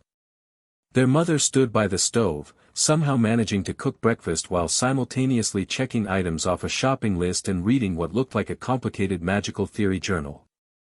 "Morning," Clark said, dropping into his chair and immediately piling food onto his plate. His appetite had grown alongside his height. Finally, Lily said without looking up. "I was beginning to think you'd sleep through our entire shopping trip." "Not a chance," Clark replied through a mouthful of toast. "I need new robes. Outgrew mine again. At this rate, we'll need to charm them with an automatic lengthening spell," Lily muttered, but she smiled fondly. Harry pushed that morning's Daily Prophet across the table. "Sirius says not to believe any of that rubbish they're printing about him." Clark glanced at the headline, "Black still at large, Ministry in turmoil." The news about Sirius Black's escape from Azkaban had dominated the wizarding world for weeks now. The alleged mass murderer and Death Eater had somehow managed the impossible, breaking out of the inescapable wizard prison. The public was in a panic, the Ministry was scrambling, and magical security had been tightened everywhere. Except Clark knew the truth, as did Harry and Lily. Sirius had contacted them secretly just days after his escape, revealing the real story. He'd been framed by Peter Pettigrew, who had been hiding as Ron's pet rat, Scabbers, for 12 years. The proof had been right there in front of them all along, but no one had noticed, no one except Crookshanks, Hermione's new cat, who'd been relentlessly hunting Scabbers all year. When Sirius had finally cornered Pettigrew in the Shrieking Shack last term, revealing his animagus identity and confessing to betraying James and Lily to Voldemort, it had been a shock to everyone. But before they could take Pettigrew to the authorities, he transformed and escaped again. Sirius remained a fugitive, but now at least he had allies who knew the truth. "Is he still at Grimmauld Place?" Clark asked quietly, though there was no one else in the house. Lily nodded. "Dumbledore thinks it's safest. The house has every protective enchantment known to wizard kind." "I still think he should stay with us," Harry said stubbornly. "We've got Clark, that's better protection than any spell." Clark felt a warm rush of pride at his brother's confidence in him, mixed with the now familiar weight of responsibility. Over the summer, Harry had started looking to Clark not just as a brother but as a protector, a role Clark embraced even as it sometimes overwhelmed him. "While I appreciate your faith in Clark's abilities," Lily said gently, "even he needs to sleep sometimes. And with the Ministry placing Dementors around Hogwarts this year, we all need to be extremely careful." That was the other big news. In their misguided hunt for Sirius, the Ministry had decided to station Dementors, soul-sucking guards from Azkaban, around Hogwarts. Dumbledore had apparently fought the decision but been overruled. "Speaking of Dementors," Clark said, "did Dumbledore say if they'll affect me differently? Because of my biology?" Lily's expression grew serious. "He's not entirely sure. Dementors feed on human happiness, but your physiology isn't human. You might be less affected, or possibly more. We just don't know. Great, Clark muttered. One more thing to worry about. Which is why, Lily continued, Professor Lupin has agreed to teach you both the Patronus charm. Professor Lupin? Harry perked up. Who's that? New defense against the dark arts teacher, Lily replied. And an old friend. He was at Hogwarts with your father and me, part of our close group, along with Sirius. Wait, Clark said, you mean Remus Lupin? The one you always said was away on business when we were kids. Lily nodded. He's had health issues that made regular visits difficult. But he's brilliant at defense, and he's particularly knowledgeable about dark creatures like Dementors. Does he know about me? Clark asked, the familiar anxiety rising whenever someone new was brought into their circle of trust. Yes, Lily admitted. Remus knew about your adoption from the beginning. He's one of the few people I've always trusted completely with your secret. Clark nodded, relieved but still wary. Every new person who knew increased the risk of exposure, no matter how trustworthy. Finish up, both of you, Lily said, checking her watch. We're meeting the Weasleys and Hermione at the Leaky Cauldron in 30 minutes. Diagon Alley was unusually subdued. Wanted posters featuring Sirius Black's gaunt face plastered every shop window. Ministry warnings about Dementor identification and safety protocols replaced the usual colorful advertisements. Even the crowd seemed more hurried, parents keeping their children close. Bit depressing, isn't it? Ron commented as their group moved from Flourish and Blots toward Madame Malkin's. Dad says the ministry's in complete chaos. Fudge is sending him owls at all hours. How's Ginny doing? Harry asked. Last term's possession by Tom Riddle's diary had left lasting scars, even if they weren't visible. Better, Ron said. Still has nightmares sometimes, but she's tougher than she looks. While Harry, Ron, and Hermione browsed the display at quality Quidditch supplies, Clark found himself drawn to a small, unusual shop wedged between two larger establishments. The sign read simply, Obscurus Books and Antiquities, and something about it called to him. I'll catch up with you guys in a minute, he told the others, slipping into the dimly lit shop. Inside, the air smelled of old parchment and something indefinable, something almost electric. Shelves rose from floor to ceiling, packed with ancient tomes and strange artifacts. At the counter stood a thin, elderly wizard with spectacles perched on the end of his nose. Can I help you, young man? The wizard asked, his voice surprisingly strong. Just browsing, Clark replied, running his fingers along the spines of dusty volumes. Browsing, the shopkeeper echoed. And yet you were drawn specifically to my shop. Most people walk right past, you know. They don't even see it unless they're looking for something particular. Clark turned, finding the old man studying him with unusual intensity. I don't think I'm looking for anything specific, Clark said carefully. No. The shopkeeper stepped out from behind the counter. Then perhaps something is looking for you. Before Clark could respond, the old wizard reached past him to a high shelf, retrieving a small wooden box inlaid with strange, silvery symbols.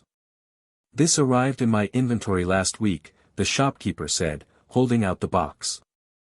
I've been waiting for the right customer. I believe that's you. Clark hesitated before accepting the box. It felt unusually warm in his hands, almost vibrating. What is it? Open it, the shopkeeper encouraged. Some things must be seen to be understood. Cautiously, Clark lifted the lid. Inside lay a small, octagonal metal disc, about the size of his palm, covered in symbols that looked eerily similar to those from his spaceship, Kryptonian script. How? Clark began, but the shopkeeper raised a hand. I don't ask where my acquisitions originate. This piece was found in a crater in Iceland, buried for what carbon dating suggests was approximately 30 years. A colleague knew I specialize in the unexplainable. Clark carefully lifted the disc from its velvet nest. The moment his fingers touched the metal, the symbols began to glow with a faint blue light. "It recognizes you," the shopkeeper observed, seeming unsurprised. "Fascinating. How much?" Clark asked, already knowing he couldn't leave without it. The old wizard waved dismissively. "Consider it an investment in future patronage. Items of power should find their rightful owners. But, I insist. Though perhaps you could satisfy an old man's curiosity someday and tell me what secrets it reveals." Clark carefully pocketed the disc, thanking the shopkeeper before hurrying to rejoin his friends, his mind racing with questions. Where had the disc come from? Was it truly Kryptonian? And why had it reacted to his touch? Outside, he nearly collided with a tall, elegant blonde woman who was exiting the apothecary next door. She wore expensive robes and an expression of cold disdain that faltered slightly when she saw him. "Excuse me," Clark muttered, stepping aside. "No harm done," she replied, her blue eyes studying him intently. "You must be Clark Potter. My son has mentioned you." Clark tensed. "Your son? Alexander Luthor. I'm his mother, Lillian." Her smile didn't reach her eyes. "He finds you quite fascinating." "Mrs. Luthor," Clark acknowledged politely, fighting the urge to use his X-ray vision to see if she was carrying any Kryptonian artifacts like the shard Lex had given him last term. "I understand you'll be in several of Lex's classes this year," she continued. "Despite your unique status. I sit in on some classes, yes." Lillian Luthor studied him with the same calculating gaze her son possessed. "My husband believes traditional magical education is becoming obsolete. The future lies in the integration of magical and non-magical power sources. Your mother's research is quite groundbreaking in this regard." Clark didn't like the direction this conversation was taking. "I should go. My friends are waiting." "Of course." Lillian stepped aside. "Please tell Alexander his father expects weekly progress reports this term. On all his projects." As Clark walked away, he couldn't shake the feeling that he had just been assessed as one of those projects. Platform 9 3/4 was chaotic as always, though the usual excitement was tempered by the presence of grim-faced Aurors patrolling the crowd. Clark spotted several parents casting additional protective charms on their children before reluctantly sending them aboard the train. "Remember what we discussed," Lily said as they prepared to board. "Stay together when possible. Don't wander the grounds alone. And if you encounter Dementors, think happy thoughts," Harry suggested with a weak attempt at humor. Lily didn't smile. "Take this seriously, Harry. Dementors are among the darkest creatures in our world. They don't distinguish between the one they hunt and the one in their path." "We'll be careful, Mom," Clark assured her, giving her a quick hug. Once aboard, they found a compartment already occupied by a sleeping man in shabby robes, his face partially obscured by a book resting on his chest. "Who's that?" Ron whispered as they settled in. Hermione peered at the battered briefcase in the luggage rack. "Professor R.J. Lupin. How does she know everything?" Ron muttered to Harry. "It's on his briefcase, Ronald," Hermione replied with exaggerated patience. "So this is Dad's friend," Harry said, studying the sleeping professor. "Doesn't look like much, does he?" "Appearances can be deceiving," Clark reminded him. "Mom says he's brilliant." As the train pulled away from the station, they fell into conversation about the year ahead. Third year meant new electives, care of magical creatures and divination for Harry and Ron, those plus ancient runes and arithmancy for Hermione, who had somehow arranged to attend multiple classes simultaneously, though she was suspiciously vague about the details. Clark, entering what would have been his 5th year if he were actually enrolled, had been granted permission to sit OWL-level classes in subjects that didn't require practical magic, care of magical creatures, astronomy, ancient runes, and history of magic. Lily had arranged specialized tutoring in Muggle subjects as well, ensuring he received a comprehensive education despite his unusual situation. Anyone fancy a game of exploding snap? Ron suggested as rain began lashing against the windows. Before anyone could answer, the train began to slow. "We can't be there yet," Hermione said, checking her watch. The train jerked to a halt with a squeal of brakes. Distant thuds suggested trunks falling from racks in other compartments. Without warning, all the lamps went out, plunging them into total darkness. "What's going on?" Harry's voice came from somewhere to Clark's left. For Clark, the darkness was only a minor inconvenience. His vision quickly adjusted, allowing him to see his friends' worried faces in shades of gray and blue. "Something's moving outside," he reported, peering through the rain-streaked window. "People boarding the train, I think." The compartment door suddenly slid open, and someone stumbled in. "Sorry." Neville Longbottom's voice squeaked. "Do you know what's happening?" "No idea, ouch." "That was my foot, Neville." More shuffling, then Ginny's voice joined the confusion. "Ron. Harry. Is that you?" "Everyone sit down," Clark ordered, helping guide them to seats. Professor Lupin still asleep in the corner. A soft crackling noise broke through the darkness as Professor Lupin apparently woke. Clark's enhanced vision showed the man producing a handful of flames that illuminated his tired but alert face. "Stay where you are," he instructed in a hoarse voice. But before he could reach the door, it slid open on its own. Standing in the doorway, illuminated by Lupin's magical flames, was a tall, cloaked figure, its face completely hidden beneath its hood. A scabbed, grayish hand protruded from the cloak, looking decay and death itself. The creature drew a long, slow, rattling breath, and an intense cold swept over them. Clark felt it differently than the others, not just external cold, but something that seemed to freeze his cells from the inside out. His supervision faltered, darkness encroaching at the edges. Then the memories hit him. Not his conscious memories of growing up with Lily, James, and Harry, but something deeper, something he shouldn't remember at all, a crystalline world breaking apart. Screaming. A woman, not Lily, placing him in a pod, tears streaming down her face as she whispered words he couldn't understand but somehow felt. The pod closing. Explosions. Darkness. The utter, absolute aloneness of space. Clark. Clark. Someone was shaking him. Harry's voice penetrated the memories, pulling him back to the present. He was on the floor of the compartment, trembling violently. Harry knelt beside him, face pale with fear. "I'm okay," Clark managed, though his voice sounded strange even to his own ears. "What happened?" "The Dementor," Hermione explained, her voice shaking. Professor Lupin made it leave with some kind of silver light. Clark became aware of Lupin breaking pieces of chocolate and passing them around. "Eat," the professor instructed, handing an especially large piece to Clark. "It helps." Clark accepted it gratefully, surprised when warmth spread through him at the first bite. "What was that thing?" Harry asked, still hovering protectively near Clark. "A Dementor," Lupin replied grimly.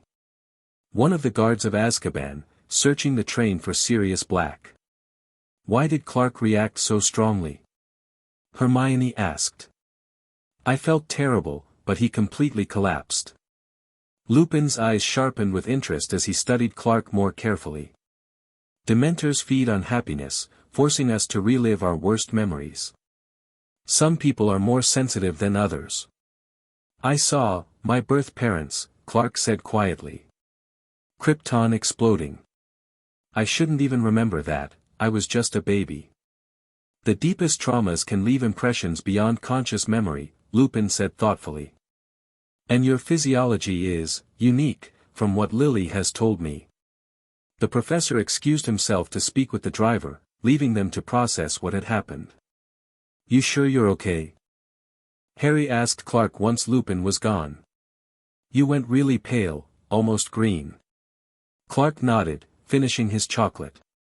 Better now. But that was intense. I've never remembered Krypton before. Not like that. It was horrible, Neville admitted. I heard someone screaming, a woman. Harry fidgeted uncomfortably. I heard screaming too. I think it was my dad, the night Voldemort attacked. No one knew quite what to say to that. They rode the rest of the way to Hogwarts in subdued silence, the encounter with the Dementor having cast a shadow over their usual excitement about returning to school. At the welcome feast, Dumbledore confirmed that Dementors would be stationed at all entrances to the grounds until Sirius Black was captured. His evident disapproval of this arrangement was clear in his warning: Dementors are not to be fooled by tricks or disguises, or even invisibility cloaks. Give them no reason to harm you. Afterward, as students filed toward their dormitories, Dumbledore approached Clark and Harry. A word, if you please, the headmaster said. Professor Lupin informed me of your adverse reactions to the Dementor on the train. He led them to a small antechamber off the Great Hall, where they found Lily and Professor Lupin waiting. Mom. Harry said, surprised. I didn't see you at the feast. I arrived separately, she explained, hugging them both. Remus told me what happened on the train. I'm fine, Clark insisted automatically. It was just unexpected. Nevertheless, Dumbledore interjected, the incident raises concerns. Clark, your Kryptonian physiology appears to interact with Dementors in an unusual way. And Harry, your reaction suggests a particular vulnerability as well. That's why I suggested the Patronus charm, Lupin added. It's advanced magic, well beyond OWL level, but given the circumstances. What's the Patronus charm? Harry asked. A magical guardian, Lily explained. A positive force that repels Dementors by essentially acting as a shield between you and them. It's conjured by focusing on your happiest memory while incanting the spell. I'm not magical, Clark reminded them. Wouldn't this be pointless for me? Not necessarily, Dumbledore said. Your cells absorb and process energy differently than ours. While you cannot cast spells, you may be able to channel certain types of magical energy, particularly those related to protection. It's worth trying, Lily added. And if nothing else, you should understand the theory behind it. Knowledge is its own protection. They arranged for weekly sessions with Lupin, scheduled around Harry's Quidditch practice and Clark's increasingly complex study arrangements. One more thing, Dumbledore said as they prepared to leave. Clark, I understand you acquired an interesting artifact in Diagon Alley. Clark tensed. How did you, Mr. Ollivander is an old friend, Dumbledore explained with a twinkle in his eye. His cousin runs Obscurus Books and Antiquities. Word of unusual purchases tends to reach me. Hesitantly, Clark withdrew the octagonal disc from his pocket. It has Kryptonian symbols. It reacted when I touched it. Dumbledore examined it without touching. Fascinating. This appears to be a data storage device, perhaps similar to your message crystal but designed for different information. More information about Krypton? Clark asked hopefully. Possibly. I suggest you examine it carefully, perhaps in conjunction with the crystal your mother preserved from your pod. The thought of learning more about his birth planet sent a surge of both excitement and anxiety through Clark. Every new piece of Kryptonian knowledge was precious, but also a reminder of what he'd lost, what his entire species had lost. Life at Hogwarts quickly fell into familiar patterns, though with new complications. The Dementor's presence cast a constant pall over the school. Students avoided the boundaries of the grounds, and outdoor activities were closely monitored. Harry threw himself into Quidditch practice with renewed determination after learning from Professor McGonagall that his father had been a star chaser. Wood, in his final year as captain, had become almost maniacally focused on winning the Quidditch Cup, scheduling practices regardless of weather conditions. Clark divided his time between classes, research on his Kryptonian heritage, and a new development, helping Hagrid prepare for his first year as Care of Magical Creatures professor. Thought we'd start with something special for me first lesson, Hagrid confided as Clark helped him repair fencing around a paddock behind his hut. Please tell me it's not another three-headed dog, Clark replied, driving a fence post into the ground with one hand. Hagrid chuckled. Nah, Fluffy's on loan to Charlie Weasley right now. These are hippogriffs, dead proud creatures, hippogriffs. Bit dangerous if ya don't show em proper respect, but I reckon third years can handle em with some guidance.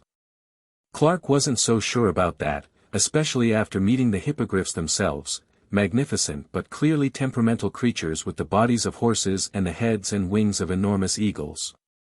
Maybe start with flobberworms instead, he suggested tactfully. Hagrid looked horrified. Borin, creatures, flobberworms. No, got ter make me first lesson something they'll remember. Clark couldn't argue with that logic, though he made a mental note to stay close during Harry's first lesson, just in case. His concern proved justified when, during that very lesson, Draco Malfoy deliberately insulted a hippogriff named Buckbeak after Harry had successfully approached and even flown on the creature. Buckbeak reared up, slashing with his razor-sharp talons, and would have seriously injured Malfoy if Clark hadn't moved at super speed, pulling the Slytherin back just enough that the talons merely grazed his arm. You did that on purpose. Malfoy shrieked as Hagrid regained control of Buckbeak. You waited until it nearly killed me. I just saved you from your own stupidity, Clark retorted, keeping his voice low. Hagrid warned everyone to be respectful. My father will hear about this, Malfoy hissed, clutching his arm dramatically though Clark knew the injury was minor. That oaf shouldn't be teaching. And you, his pale eyes narrowed. How did you move so fast? You were 10 feet away. Clark realized his mistake too late. In his concern for safety, he'd used his super speed where others could see. Adrenaline, he said with a shrug. You'd be surprised how quickly you can move when there's danger. Malfoy clearly didn't believe him, but Hagrid was already escorting him to the hospital wing, ending the confrontation. That was close, Harry muttered as the class dispersed. Both with Buckbeak and, you know. I know, Clark sighed. Slipped up. But I couldn't just let him get mauled, even if he deserved it.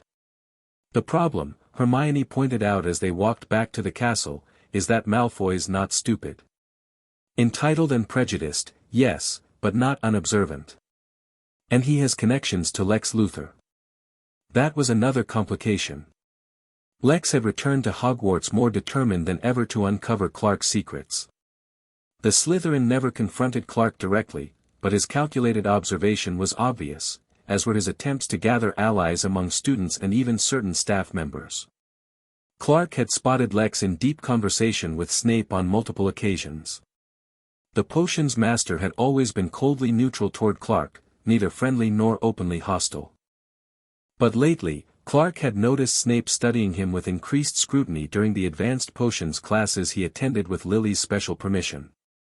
Maybe I'm being paranoid, Clark told Harry one evening as they practiced defensive spells in an empty classroom, but I feel like I'm being watched all the time. Harry, who was attempting to master the disarming charm, lowered his wand. You're not being paranoid.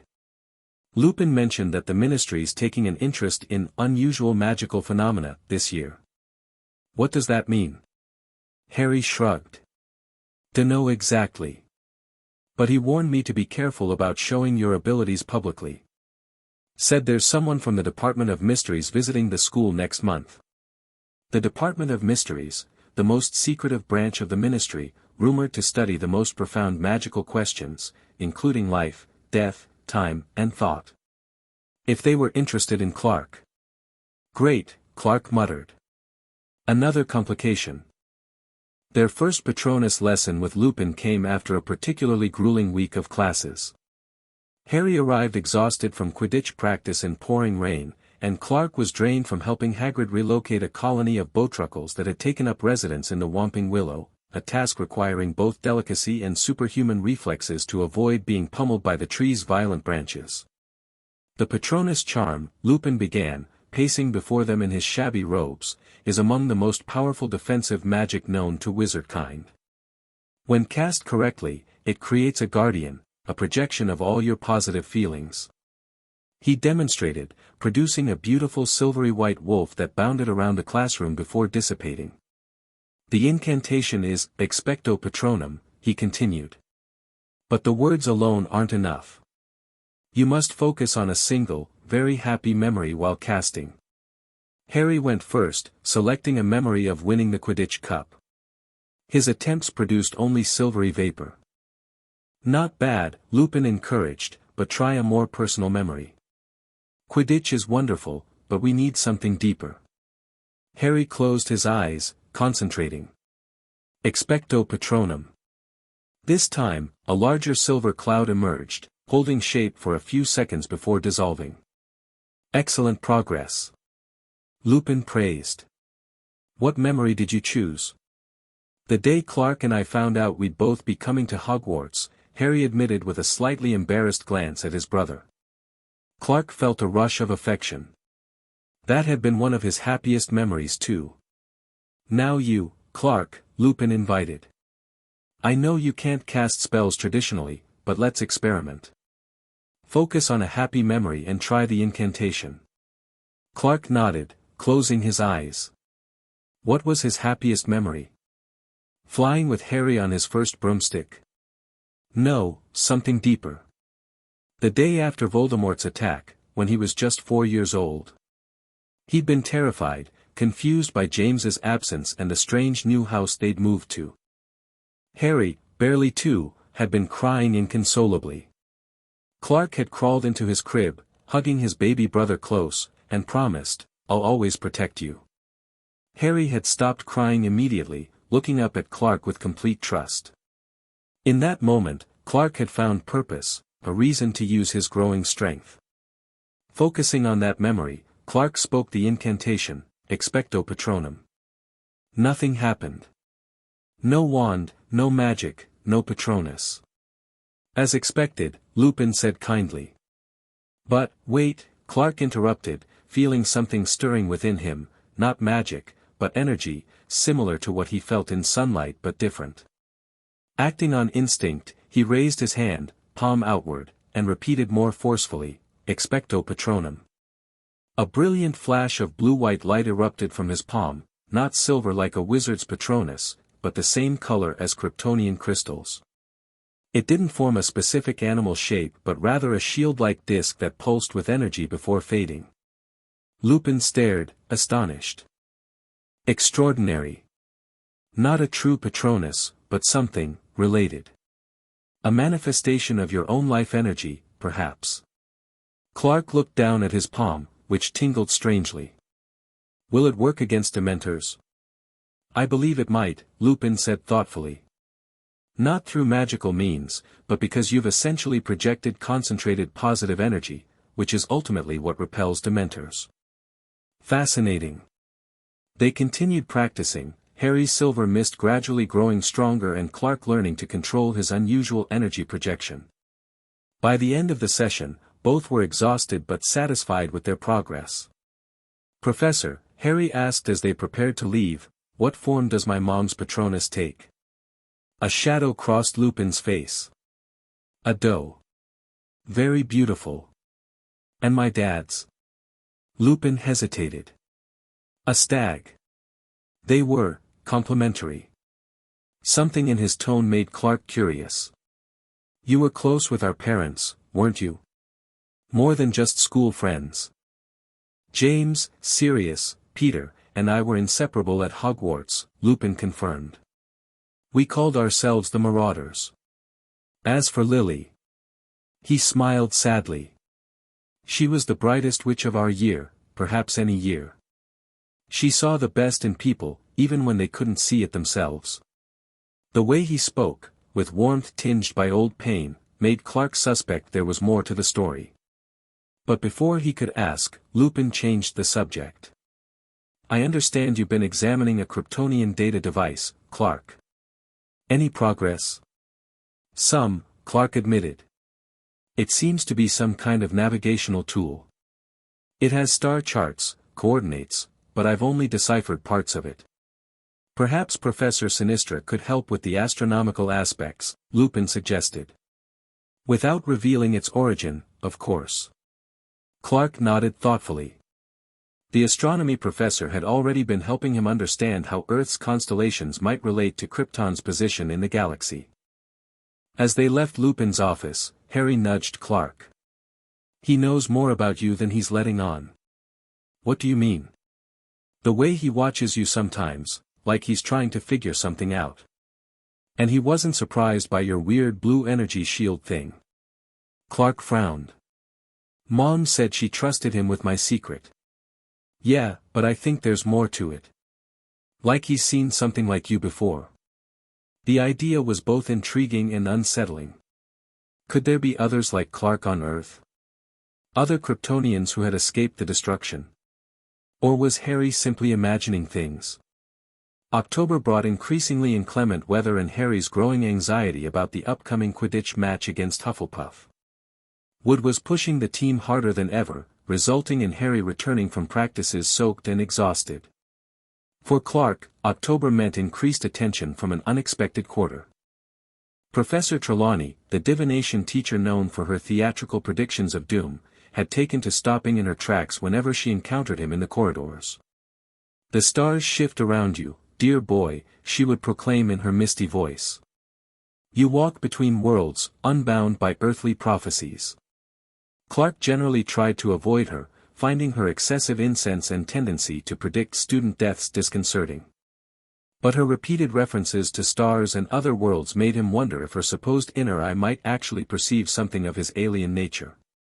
His suspicions were confirmed when she cornered him outside the library one rainy afternoon.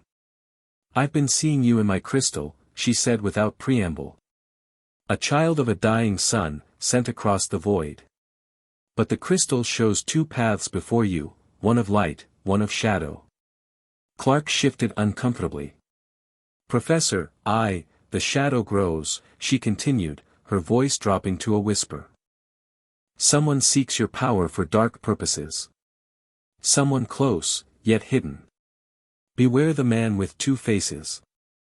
Before Clark could respond, she blinked rapidly, seeming to come out of a trance. "Oh. Mr. Potter. Was I saying something?"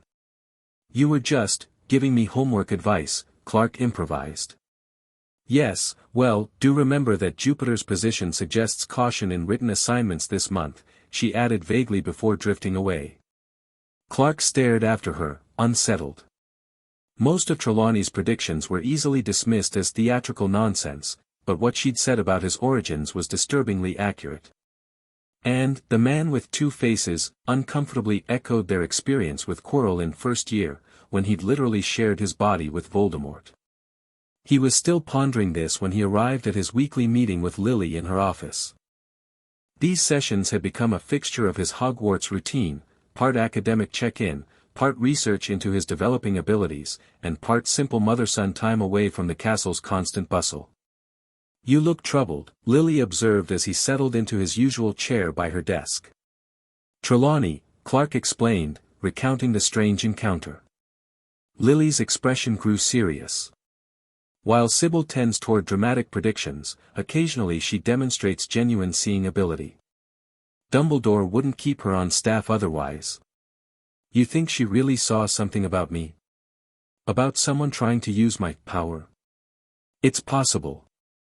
Lily tapped her quill against a stack of parchment. "And it aligns with certain concerns I've been meaning to discuss with you and Harry." "What concerns?"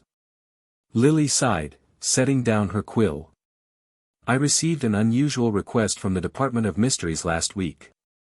They've asked for samples of your hair and blood for their research into non-standard magical entities." Clark tensed. "What did you tell them?" "I refused, of course. But the fact that they're asking at all is troubling. Someone has been feeding them information about you, detailed information." "Lex," Clark said immediately. "Possibly. Or Severus. Or any number of people who've observed you over the years." Lily rubbed her temples. The point is, interest in your abilities is growing in certain circles. And not all of that interest is benign. What should I do? Be even more careful about displaying your abilities publicly. And she hesitated. I think it's time I told you and Harry the full truth about the night Voldemort attacked us. About why he came for us in the first place. Clark leaned forward. You said it was because Dad opposed him, that you were both targets because of your work with the Order of the Phoenix. That was part of it, Lily acknowledged. But the primary reason was a prophecy, a prediction made by none other than Sybil Trelawney shortly before Harry's birth. A prophecy? About Harry? About a child who would have the power to vanquish the Dark Lord. A child born as the seventh month dies, to parents who had thrice defied Voldemort. Harry's birthday is July 31st, Clark murmured. The end of the seventh month. Yes. And James and I had directly confronted Voldemort 3 times through our work with the Order. The prophecy could have referred to one other boy, Neville Longbottom, but Voldemort chose to target Harry. Why are you telling me this now? Lily's green eyes, so like Harry's, held a mixture of resolve and fear. Because I believe Voldemort isn't gone for good. His spirit still exists, as we saw with Quirrell. He'll keep trying to return, to finish what he started. And when he does, he'll come for Harry again. I won't let him hurt Harry, Clark said fiercely. I know. Lily reached across the desk to squeeze his hand. But there's more to consider now. If what Trelawney said is true, someone else may be targeting you specifically, for your Kryptonian abilities. We could be facing threats on multiple fronts. The weight of this realization settled heavily on Clark's shoulders. Not only was his brother prophesied to confront the darkest wizard of their time, but Clark himself might be the target of someone seeking to exploit his alien powers. We should tell Harry, Clark decided. About the prophecy. He has a right to know. I agree, Lily said. I've waited too long already, trying to protect him. But knowledge is protection too, as Dumbledore keeps reminding me. They arranged to meet with Harry that weekend, when they could speak privately without the constant interruptions of castle life. The Hogsmeade weekend arrived with much excitement among the third years, who would be visiting the Wizarding Village for the first time. Harry, however, faced disappointment. Lily had refused to sign his permission form, citing security concerns with Sirius still officially at large. It's not fair, Harry complained as he walked with Clark toward the small cottage Lily used when staying overnight at Hogwarts. Sirius isn't actually after me, and you'll be there, and Mom's literally coming with us to talk anyway.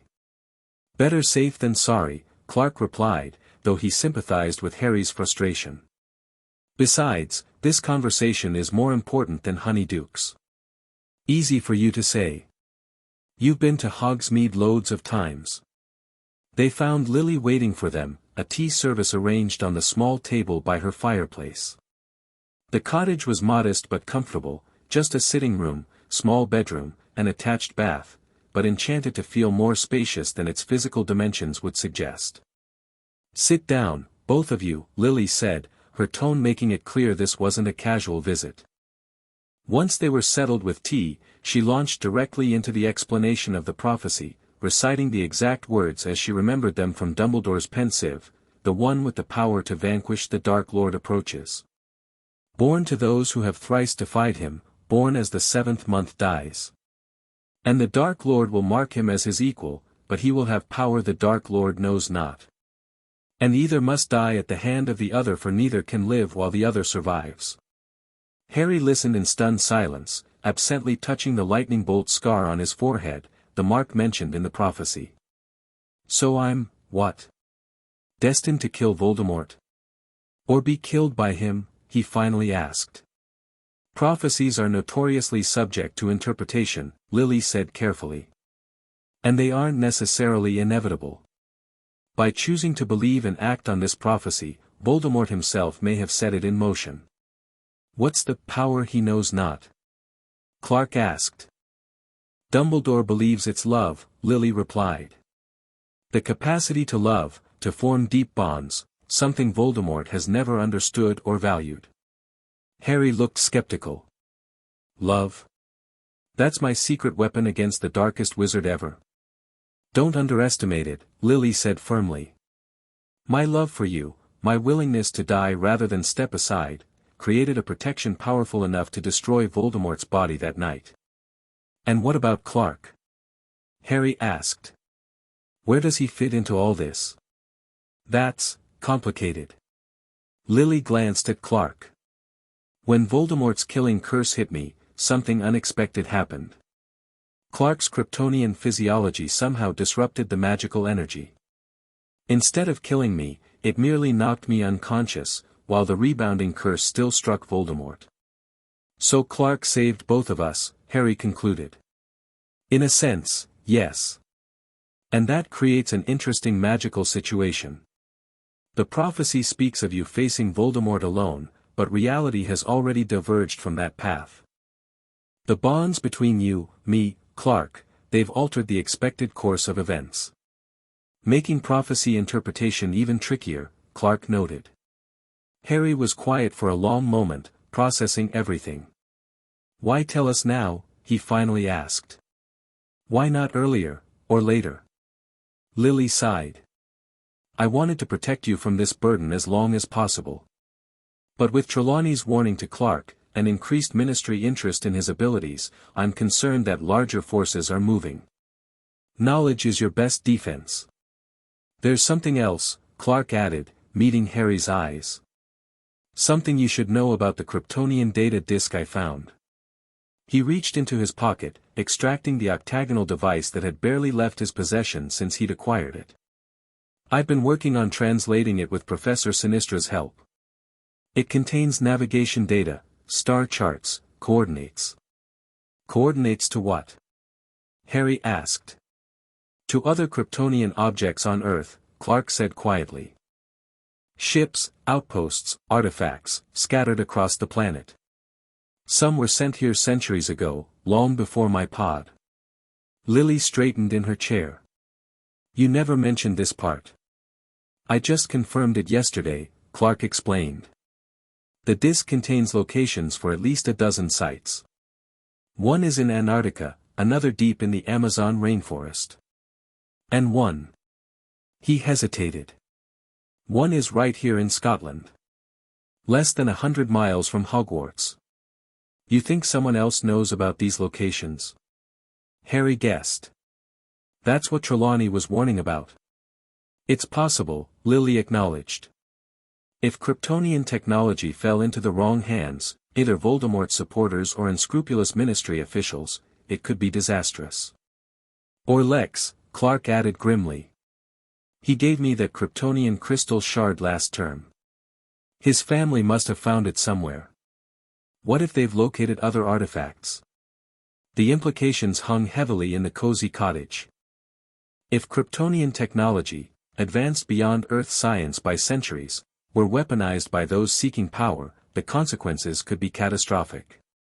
We need to find these artifacts first, Harry decided, his earlier disappointment about Hogsmeade forgotten. Before anyone else does. It won't be that simple, Lily cautioned.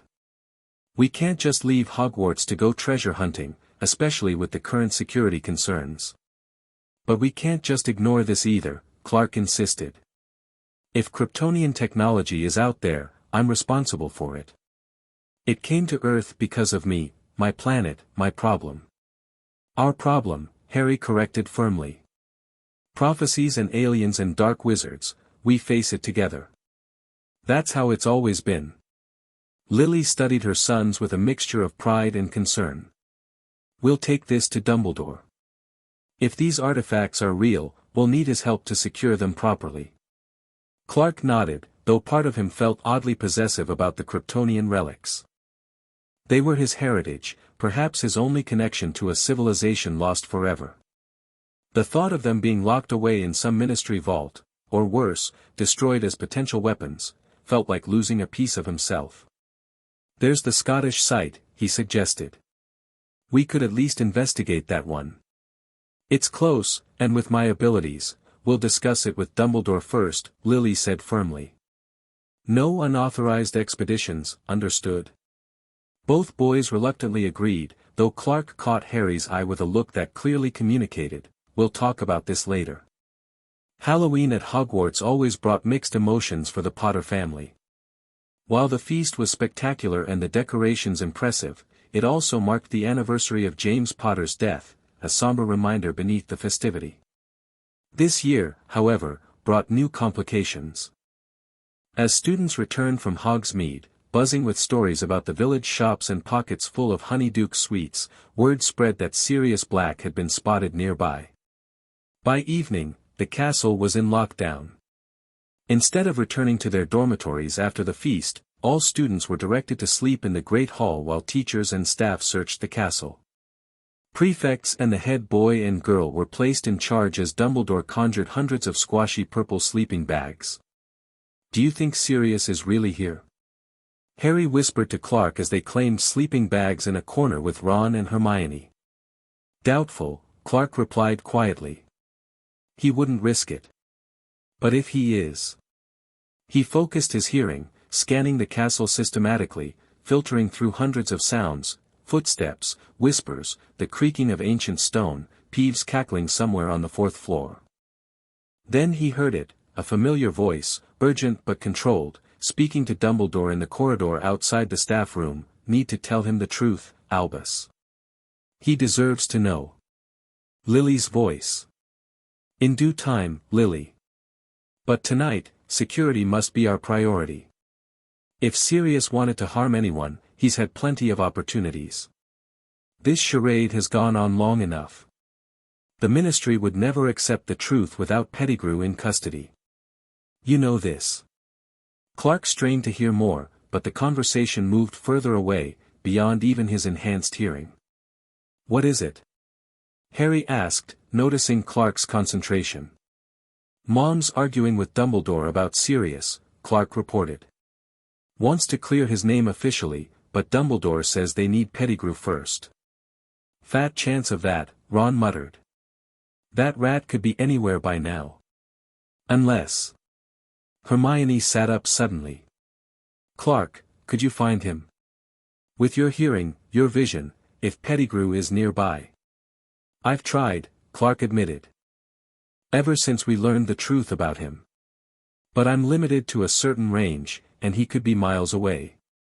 Plus, I'd need to know what to listen for. A rat doesn't exactly have a distinctive heartbeat among thousands of other small animals.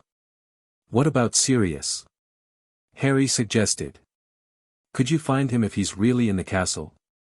Clark closed his eyes again, focusing more intently. Humans had distinctive heartbeats, regular patterns he could identify with practice. He'd memorized Harry's years ago, then Lily's, Ron's, Hermione's. But Sirius. Wait. There was something familiar, a heartbeat he'd heard before, during their confrontation in the Shrieking Shack last term. Elevated, but strong. Moving rapidly through what sounded like pipes. Clark's eyes snapped open. I think I've found him. But he's not in human form. He's a dog, moving through the plumbing system, heading toward Myrtle's bathroom. The chamber entrance. Ron looked alarmed. No, just using the pipes as a passage, Clark clarified. Smart, the Dementors can't sense animal emotions as clearly as human ones. We need to help him, Harry decided, already starting to rise. No way, Clark pulled him back down. Look around, Percy's watching everyone like a hawk, and the teachers are patrolling. We'd never make it out unnoticed. But Sirius can take care of himself, Hermione finished firmly. He escaped Azkaban, Harry. He can evade detection for one night. Reluctantly, Harry settled back into his sleeping bag, though his expression remained worried. I hate this. Everyone thinking he's a murderer when he's innocent. Him having to hide like a criminal. We'll clear his name, Clark promised. Once we find Pettigrew. The Great Hall gradually quieted as students drifted to sleep, conversations fading to whispers and then silence. Clark remained awake, keeping his hearing tuned to Sirius's movements until he detected the Animagus leaving the castle through what sounded like a hidden passage behind a statue. Only then did Clark allow himself to relax, though sleep remained elusive. His mind kept returning to the Kryptonian data disk and the artifacts it revealed. Somewhere in Scotland, a piece of his homeworld waited to be discovered. What would he find? Technology? Records? Perhaps even answers about why he'd been sent to Earth in the first place. The questions followed him into uneasy dreams of crystalline spires crumbling into darkness. November brought increasingly violent weather and the first Quidditch match of the season. Originally scheduled as Gryffindor vs. Slytherin, a last-minute change pitted them against Hufflepuff instead, after Malfoy claimed his arm injury from Buckbeak prevented him from playing.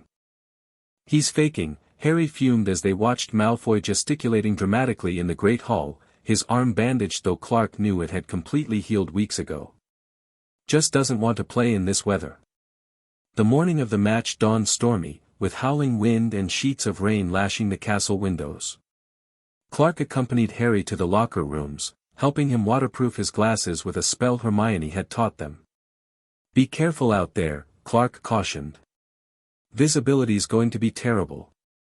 "I'll be fine," Harry insisted, though he looked apprehensive. "Just wish you could be up there with me." "You know I'd crash into every goal post," Clark joked. Flying on broomsticks remained one of the few wizard activities he hadn't mastered. Something about his dense Kryptonian mass made the brooms respond sluggishly to his commands. From the stands, huddled under an enormous umbrella with Ron and Hermione, Clark watched the teams rise into the stormy sky. The players quickly became blurry smudges of color against the gray backdrop. "Can you see him?" Ron shouted over the wind. Clark engaged his enhanced vision, cutting through the rain to locate Harry circling high above the pitch. "He's okay." Searching for the snitch. The game progressed brutally, with players battling not just each other but the elements themselves. Gryffindor pulled ahead by 50 points, though the score hardly seemed to matter in such conditions. Suddenly, an unnatural cold swept over the stadium, a bone-deep chill Clark recognized immediately. "Dementors," he shouted, already scanning the sky. Through the rain, he spotted them, at least 100 hooded figures gliding onto the field, their faces turned upward toward Harry, who remained unaware of their approach, focused on something glinting in the distance, the snitch. Cedric Diggory, the Hufflepuff seeker, had seen it too. Both boys were diving toward the tiny golden ball when Harry finally noticed the Dementors. Even from a distance, Clark saw him freeze, saw his hand slip on his broom handle. Then Harry was falling, plummeting from 50 feet up, unconscious and completely vulnerable. Clark didn't think, he acted. Leaping from the stands with superhuman strength, he soared through the air, caught Harry's limp form midway through his fall, and crashed back to Earth, absorbing the impact with his knees and back to protect his brother. For a moment, everything was chaos, players landing, spectators screaming, Dementors gliding closer. Clark felt their cold influence washing over him, threatening to trigger the same devastating memories as on the train. But this time, he was prepared. Holding Harry with one arm, he raised his other hand toward the approaching Dementors and focused on his happiest memory, protecting Harry, being his brother. "Expecto Patronum," he roared. The blue-white energy burst from his palm with unprecedented force, forming not just a shield this time but a massive, pulsing sphere that expanded outward, driving the Dementors back. They scattered, retreating from the unusual energy that affected them just as a wizard's patronus would. Dumbledore arrived seconds later, fury etched on his face as he cast his own patronus, a magnificent phoenix that joined Clark's energy field in forcing the Dementors to retreat completely. "Is he okay?" Dumbledore asked, kneeling beside them.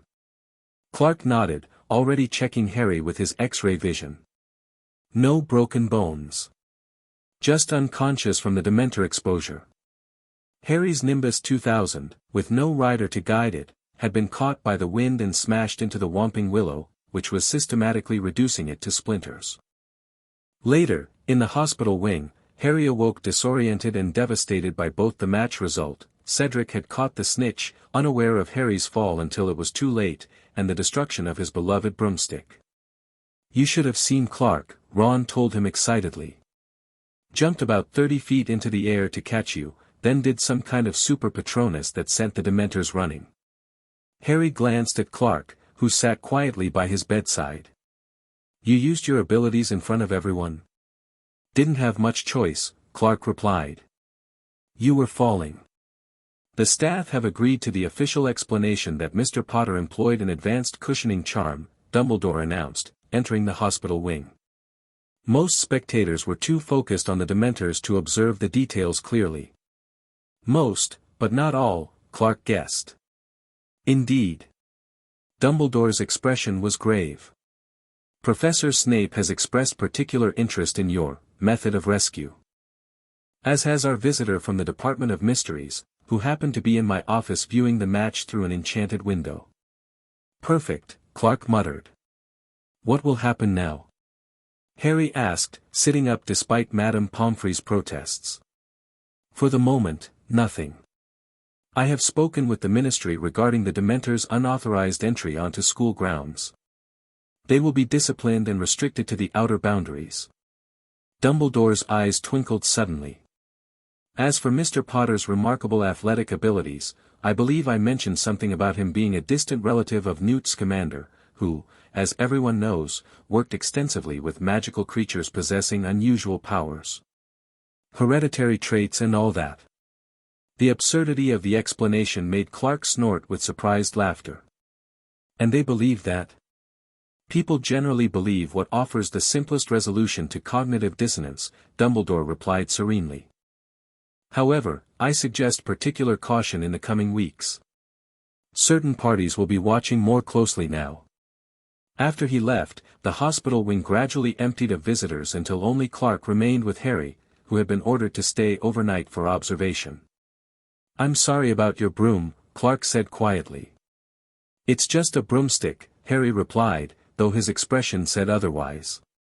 "You saved my life, again. Thanks. Always. Clark." Harry hesitated. "I've been thinking about what Mom told us. The prophecy, the Kryptonian artifacts. I think we should go after the Scottish one ourselves." Dumbledore said. "Dumbledore says a lot of things," Harry interrupted. "But he's juggling too many priorities. The school, the Ministry, Sirius, Voldemort. We can't just wait while someone else potentially finds these artifacts first." Clark considered this. He'd been having similar thoughts, especially after the Dementor incident. If his Kryptonian heritage could provide tools to protect Harry, to fight whatever darkness was coming, didn't he have a responsibility to secure those tools? Christmas break, he decided. When we go home. The Scottish site is close enough that we could reach it in a day trip. If we tell Mom we're visiting Ron or something. She'll kill us if she finds out. Probably, Clark agreed. But better to ask forgiveness than permission, right? Harry grinned. Now you're talking like a proper brother. December arrived with a blanket of snow and preparations for Christmas. For once, the castle would be nearly empty over the holidays, with most students returning home, a trend Clark suspected was related to parents wanting their children away from the Dementors whenever possible. In the weeks following the Quidditch incident, Clark had noticed increased scrutiny from several quarters. Snape assigned him additional reading and observational tasks during potions classes, often involving ingredients with unusual properties. Professor Lupin invited him for extra Patronus practice, curious about his non-magical energy projection. And most concerningly, a severe-looking witch from the Department of Mysteries had taken to appearing in corridors Clark frequented, ostensibly consulting with various professors but clearly watching him. "Her name is Croaker," Hermione informed them after researching the mysterious visitor. "She's an unspeakable, one of the highest-ranking researchers in the Department of Mysteries." "What exactly do unspeakables do?" Harry asked. "No one knows for certain. They study the most fundamental magical mysteries: time, death, love, thought, space." Hermione lowered her voice. And supposedly, they have a division dedicated to extraterrestrial magical phenomena. Great, Clark sighed. Just what I need. Their planning for the artifact retrieval mission continued in stolen moments and coded messages. Harry had received a spectacular early Christmas present, a firebolt, the most advanced racing broom in existence, sent anonymously, which had promptly been confiscated by McGonagall for testing after Hermione raised concerns it might be from Sirius, who they knew was innocent but couldn't reveal, or cursed by someone actually dangerous. We'll need transportation, Clark pointed out during one planning session in the library. The location is in the Highlands, about 80 miles from here. Can't you just carry us? Ron suggested. Super speed and all that? I've never gone that far carrying someone, Clark admitted. And at those speeds, the wind resistance could hurt you. The night bus, Harry suggested. We could take it from Hogsmeade to the nearest town, then hike from there. They settled on this plan, with Hermione reluctantly agreeing to cover for them with Lily if necessary. Clark would use his enhanced senses to locate the exact position once they were in the general vicinity. As the end of term approached, Lily called Clark to her office for another of their regular meetings. This time, however, she wasn't alone. Professor Lupin and, to Clark's surprise, Dumbledore himself waited with her. Clark, Dumbledore greeted him warmly. Please, sit down. We have a matter of some importance to discuss. Clark sat cautiously, noting the serious expressions on all three faces. Is something wrong? Not wrong, exactly, Lily began. But potentially concerning. The message crystal from your pod, the one containing information from your birth parents, has revealed new data. Clark straightened. What kind of data? It appears that the crystal was designed to activate additional messages as you matured, Dumbledore explained. A form of age-appropriate information release, if you will. On your 15th birthday, Lupin continued, it began projecting new information, star charts, mechanical schematics, and something particularly interesting, a warning. A warning about what? Lily hesitated. About other Kryptonians. Specifically, criminals who were imprisoned in something called the Phantom Zone, a kind of interdimensional prison. The message indicated that if Krypton's destruction disrupted the Phantom Zone projector, they might have escaped, Clark finished, his stomach sinking. There could be other Kryptonians on Earth. Dangerous ones. It's only a possibility, Dumbledore cautioned. The message was not entirely clear on whether this actually occurred.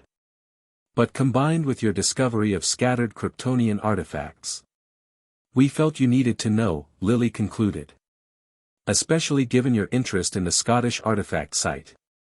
Clark froze. How did you? Harry's been practicing occlumency with me, Lupin said with a slight smile. He's improving, but not enough to hide something he's actively planning.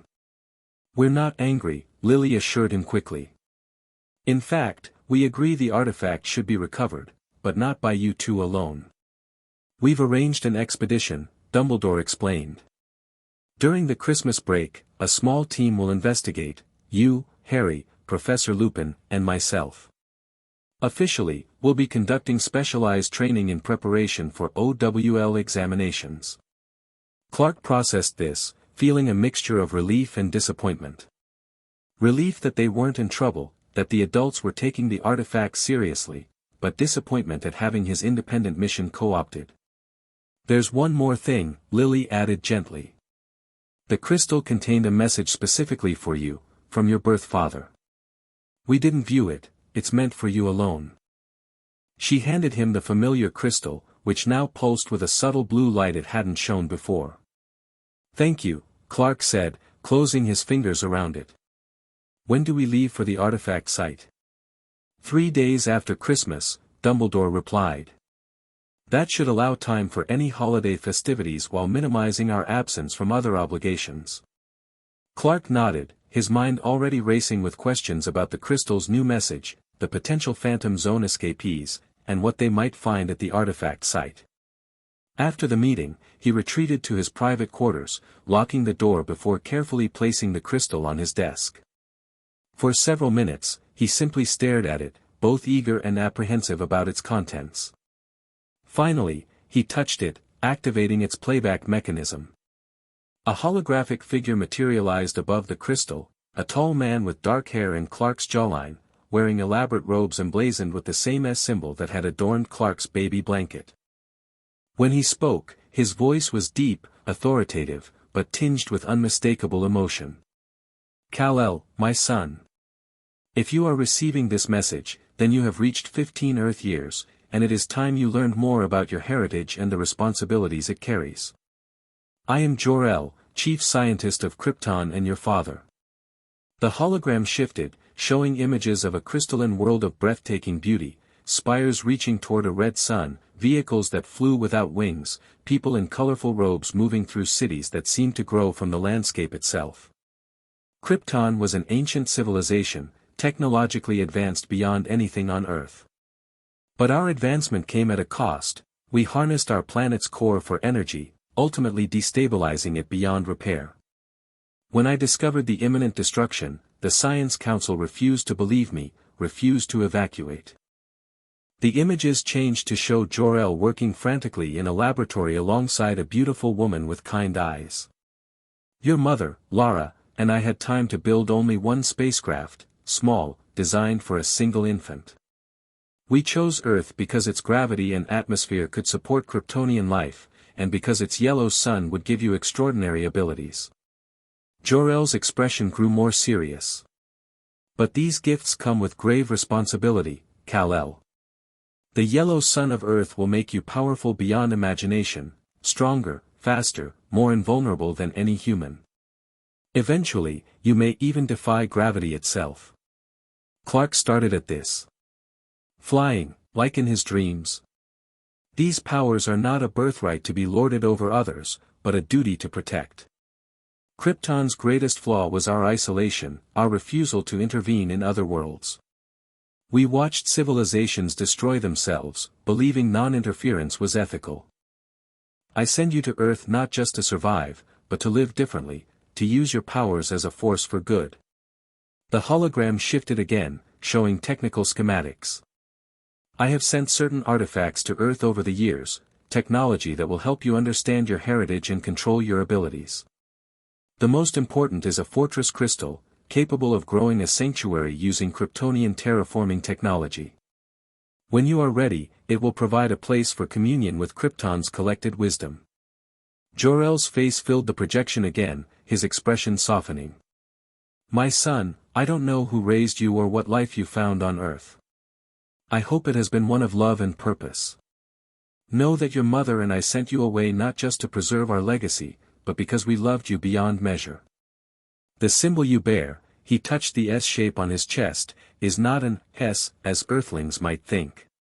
It is our family crest, representing hope. Even in the face of destruction, hope survives. The hologram began to fade. There is much more to share, but it will come in time. For now, remember, your powers are a responsibility. Earth's yellow sun will grant you incredible gifts, but it is your heart that must guide how you use them. We will speak again, my son. Until then, carry hope with you always. With that, the projection disappeared, leaving Clark alone in his room, tears streaming down his face. For the first time, he had heard his birth father's voice. Seen his face. Understood the hope and love that had accompanied him across the stars. The revelation that he might someday fly, that his growing powers were intentional rather than random, it filled him with both excitement and trepidation. But the warning about responsibility weighed heavily. If Jor-El was right, Clark's powers would continue to develop, potentially making him the most physically powerful being on the planet. How could anyone be trusted with such abilities? And what of the Phantom Zone criminals? If other Kryptonians had indeed escaped and reached Earth, they would have the same abilities he did, but potentially none of the moral guidance he'd received from Lily and James, from Dumbledore, from his friends. Clark carefully returned the crystal to its protective case, his mind whirling with implications.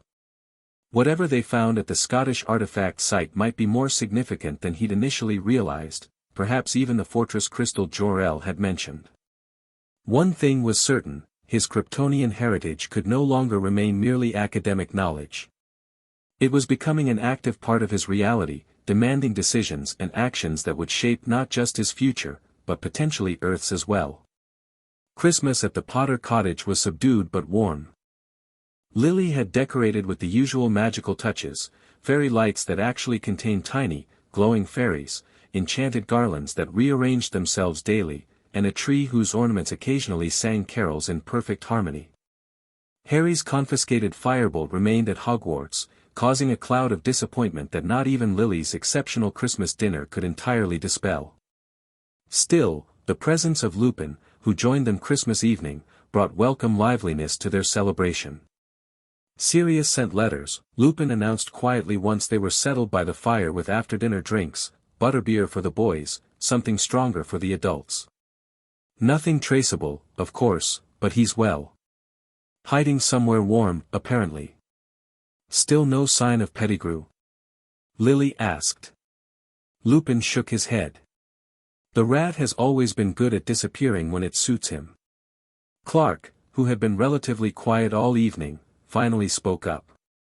Professor, can I ask you something? About werewolves? Lupin stiffened slightly, his grip on his glass tightening. What about them? I've been wondering, when you transform, is it just physical, or does it affect your mind too? Your essence. Clark, Lily began cautiously, but Lupin raised a hand. It's a fair question. He set down his glass. The transformation is both physical and mental. The wolf's instincts become dominant, though with the wolfsbane potion, I retain awareness of myself. So there are two distinct aspects of you, human and wolf, that share one body. In a manner of speaking, yes. Lupin studied Clark curiously. Why do you ask? Clark hesitated. I've been thinking about my dual nature, Kryptonian and human. Not biologically, but experientially. Sometimes I feel like two different people trying to occupy the same space. Ah. Lupin's expression softened with understanding. Identity questions. Common for anyone straddling two worlds, though your case is admittedly unique. It's been worse since I got the message from Jor-El, my birth father, Clark explained. He had these expectations, this vision of what I would become. But I was raised here, as a Potter, with different values and experiences. Do you feel the values conflict? Lupin asked gently. No, not exactly. But the context does. Jor-El sent me here to use my powers openly, to be some kind of, I don't know, guardian or helper. But my entire life has been about hiding what I am, blending in. Harry, who had been listening intently, spoke up. Maybe it doesn't have to be one or the other. You're Clark Potter, my brother, part of our family, nothing changes that. But you're also Kal-El of Krypton, with all that entails. Harry's right, Lily added. Integration, not separation, is the healthier path. Your Kryptonian heritage and your Earth upbringing aren't opposing forces, they're complementary aspects of who you are. Clark nodded slowly. I think that's why I'm so focused on finding these artifacts. They're pieces of a heritage I barely understand, but that's fundamentally part of me. Which makes our expedition all the more important, Lupin noted. But approach it as an exploration, Clark, not a burden. Whatever we find, it doesn't dictate who you must become. The conversation shifted to lighter topics as the evening progressed, but Clark remained thoughtful. For years, he defined himself primarily as Harry's protective older brother, as Lily's adopted son, as the non-magical resident at a magical school. Perhaps it was time to incorporate his Kryptonian identity more consciously, to see it as an addition rather than an alternative to his existing self. 3 days later, their expedition party assembled at the Potter cottage. Dumbledore arrived dressed surprisingly practically in hiking boots and a weatherproof cloak, though his idea of inconspicuous still included a purple woolen hat with a silver tassel.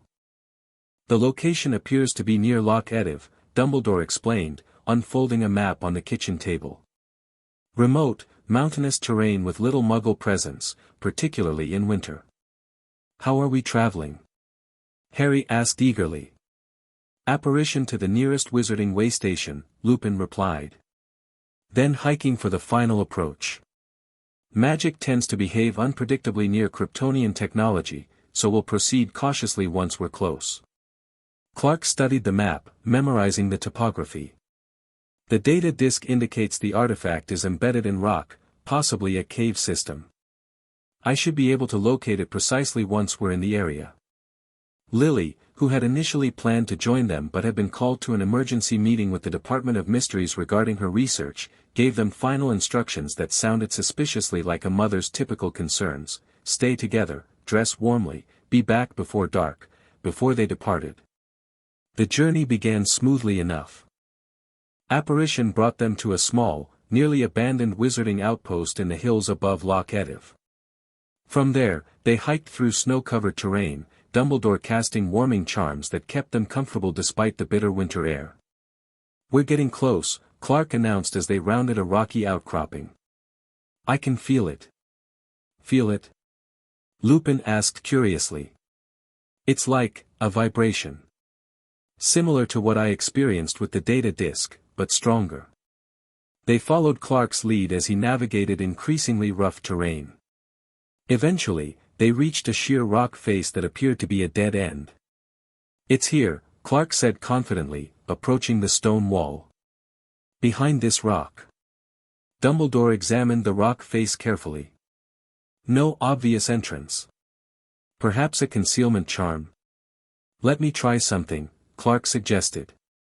He placed his palm against the cold stone and concentrated, channeling his energy the way he did when producing his unique patronus-like shield. To everyone's astonishment, a section of the rock face began to glow with the same Kryptonian symbols that adorned Clark's data disk. The symbols rearranged themselves, forming what appeared to be a locking mechanism. "Fascinating," Dumbledore murmured.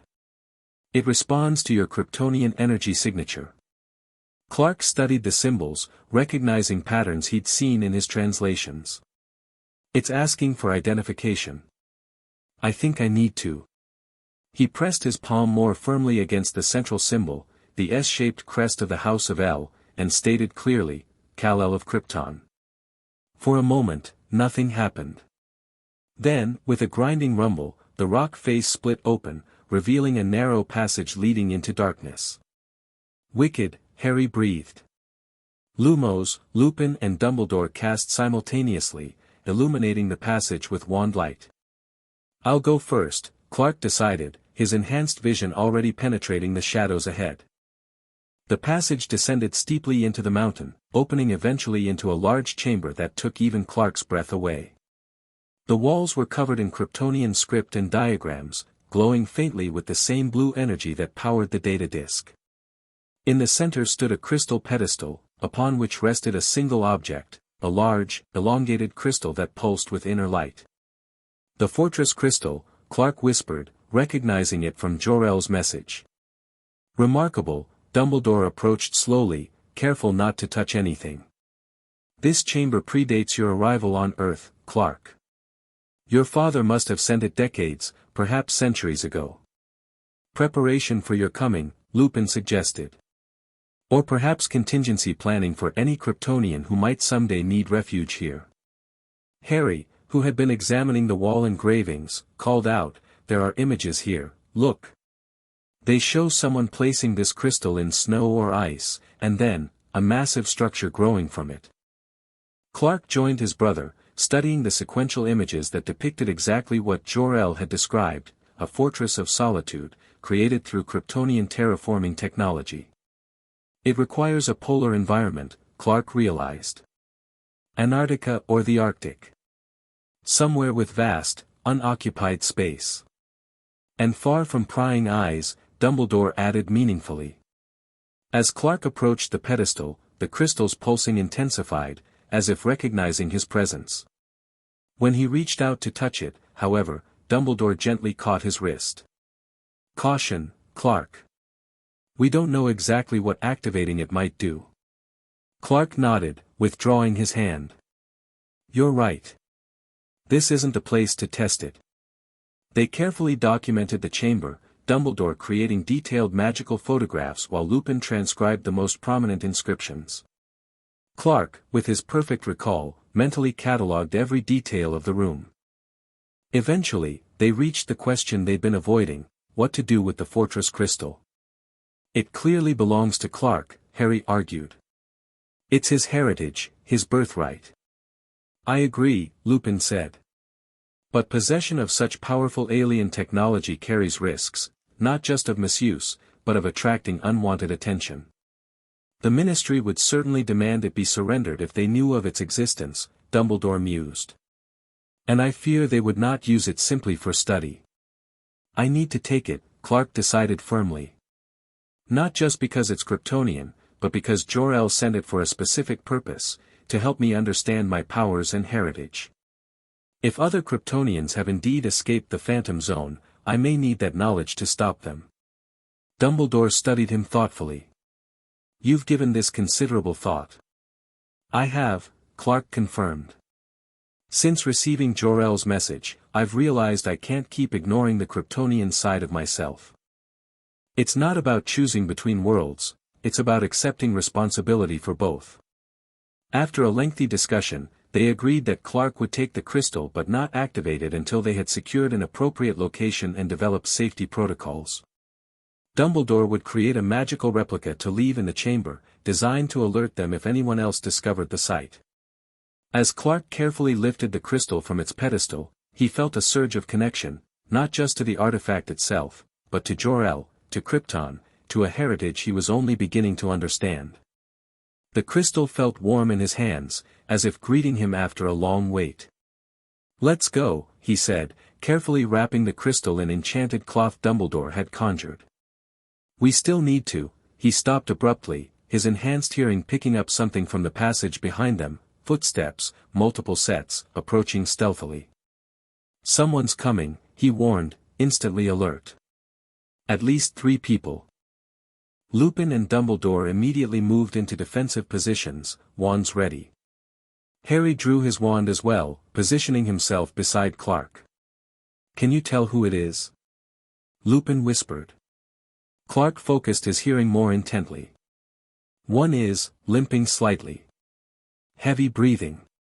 Another moves almost silently, professionally trained. The third. He frowned. The third has an unusual heartbeat, faster than human normal. Death Eaters? Harry suggested. Unlikely, Dumbledore replied softly. The castle wards would have alerted me to any marked followers of Voldemort leaving Hogwarts grounds. The footsteps paused just outside the chamber entrance. A voice called out, cultured, confident, familiar, I know you're in there, Clark. We should talk about that crystal you're holding. Lex Luthor. Clark exchanged alarmed glances with the others. How had Lex found them? How did he know about the crystal? Mr. Luthor, Dumbledore called back, his tone pleasant but firm. This is an unexpected meeting. Perhaps you would care to introduce your companions before we continue this conversation. A short, uncomfortable silence followed. Then 3 figures emerged from the passage, Lex, looking immaculate despite the rugged terrain in an expensive black winter coat, a severe-looking man with a slight limp who Clark recognized as Lionel Luthor, and, most surprisingly, Professor Snape, his black robes billowing dramatically as always. Severus, Lupin acknowledged neutrally. This is a surprise. Is it? Snape replied, his gaze flicking dismissively over their group before settling on the cloth-wrapped bundle in Clark's hands. How convenient that we should all discover this location simultaneously. Not convenience, Lionel Luthor stepped forward, his piercing eyes fixed on Clark. Strategic planning. We've been tracking Kryptonian energy signatures for months. This particular site activated when young Mr. Potter entered the region. Clark tightened his grip on the crystal. How do you know about Krypton? Lex smiled thinly. The same way we knew about you, Clark.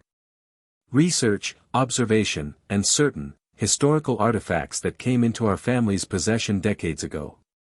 We have a mutual interest here, Lionel continued smoothly. LexCorp has been studying extraterrestrial technologies for years.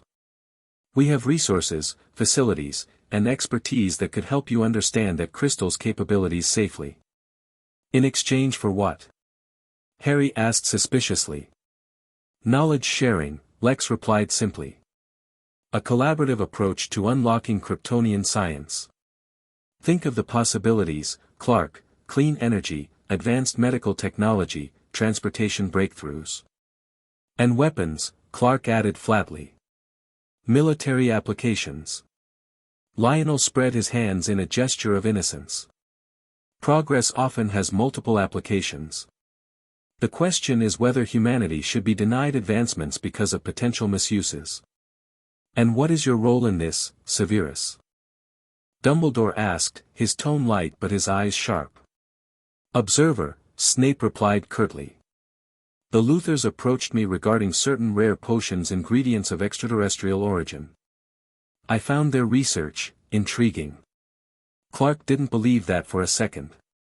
Snape's involvement suggested deeper machinations, perhaps ministry connections, or something else entirely. I'm afraid we must decline your offer of collaboration, Dumbledore said politely. This artifact belongs to Mr. Potter by right of heritage. Its disposition is his decision alone. A narrow perspective, Lionel commented. Alien technology of this significance transcends personal ownership. The Ministry of Magic might take a different view, particularly the Department of Mysteries. The threat was thinly veiled. Report them, force government intervention, potentially lose the crystal to bureaucratic appropriation. Clark had had enough. He stepped forward, still holding the wrapped crystal. Mr. Luther, I understand your scientific interest. But this isn't just technology, it's the last remnants of a dead civilization. My civilization. Would you demand the Egyptians surrender their remaining artifacts for corporate research? False equivalence, Lex countered. Egyptian artifacts don't contain potentially world-changing technology. The principle stands, Clark insisted. This is my heritage, my responsibility. I won't surrender it for experimentation or profit. Tension crackled in the ancient chamber. Clark could hear Lionel's heartbeat accelerating with anger, could see Lex's calculating gaze assessing the situation from multiple angles. Snape remained impassive, though his hand had shifted slightly closer to his wand. Perhaps, Dumbledore suggested diplomatically, we might discuss a more limited collaboration. Supervised research under mutually agreeable terms. Before anyone could respond, Clark's enhanced hearing picked up new sounds, the distinctive crack of apparition outside the cave, followed by multiple sets of footsteps approaching rapidly. More visitors, he announced grimly. Seconds later, 5 figures entered the chamber, unspeakable croaker, flanked by 2 Aurors, followed by, to Clark's utter shock, Lily and a familiar, gaunt-faced man trying unsuccessfully to remain inconspicuous beneath a hooded cloak. Sirius Black. The chamber erupted in chaos. Snape's wand instantly targeted Sirius, while the Aurors moved to apprehend him. Dumbledore and Lupin stepped protectively between the groups, their own wands raised defensively. Stop!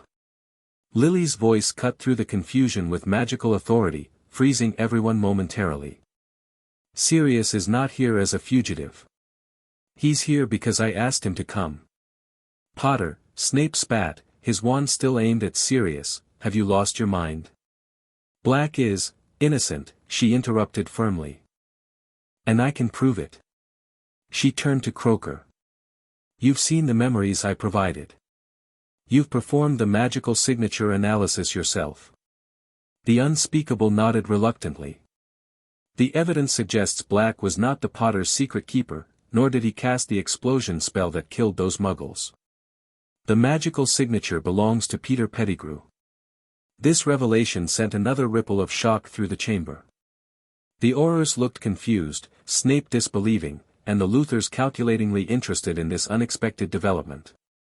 We can address Black's legal status later, Croaker continued briskly. My immediate concern is the alien artifact. Her sharp eyes focused on the bundle in Clark's hands. Department of Mysteries protocol requires that unknown magical objects of significant power be properly contained and studied. It's not magical, Clark objected. It's Kryptonian technology. Scientific, not mystical. A distinction without meaningful difference from the Ministry's perspective, Croker replied. Regardless of its operational principles, it clearly contains immense power beyond standard classification. The standoff intensified, with multiple factions now competing for control of the situation. The crystal in Clark's hand seemed to respond to the emotional tension, its pulsing increasing beneath the cloth wrapping. Clark caught Harry's eye, seeing the same determination he felt reflected there. Without speaking, they communicated a plan, something they'd perfected over years of brotherly intuition. Clark subtly shifted his weight, preparing. Enough, Lionel Luthor declared impatiently. This posturing wastes everyone's time. The practical solution is joint custody of the artifact. LexCorp has the facilities, the department has the authority, and young Mr. Potter has the biological connection necessary to activate it.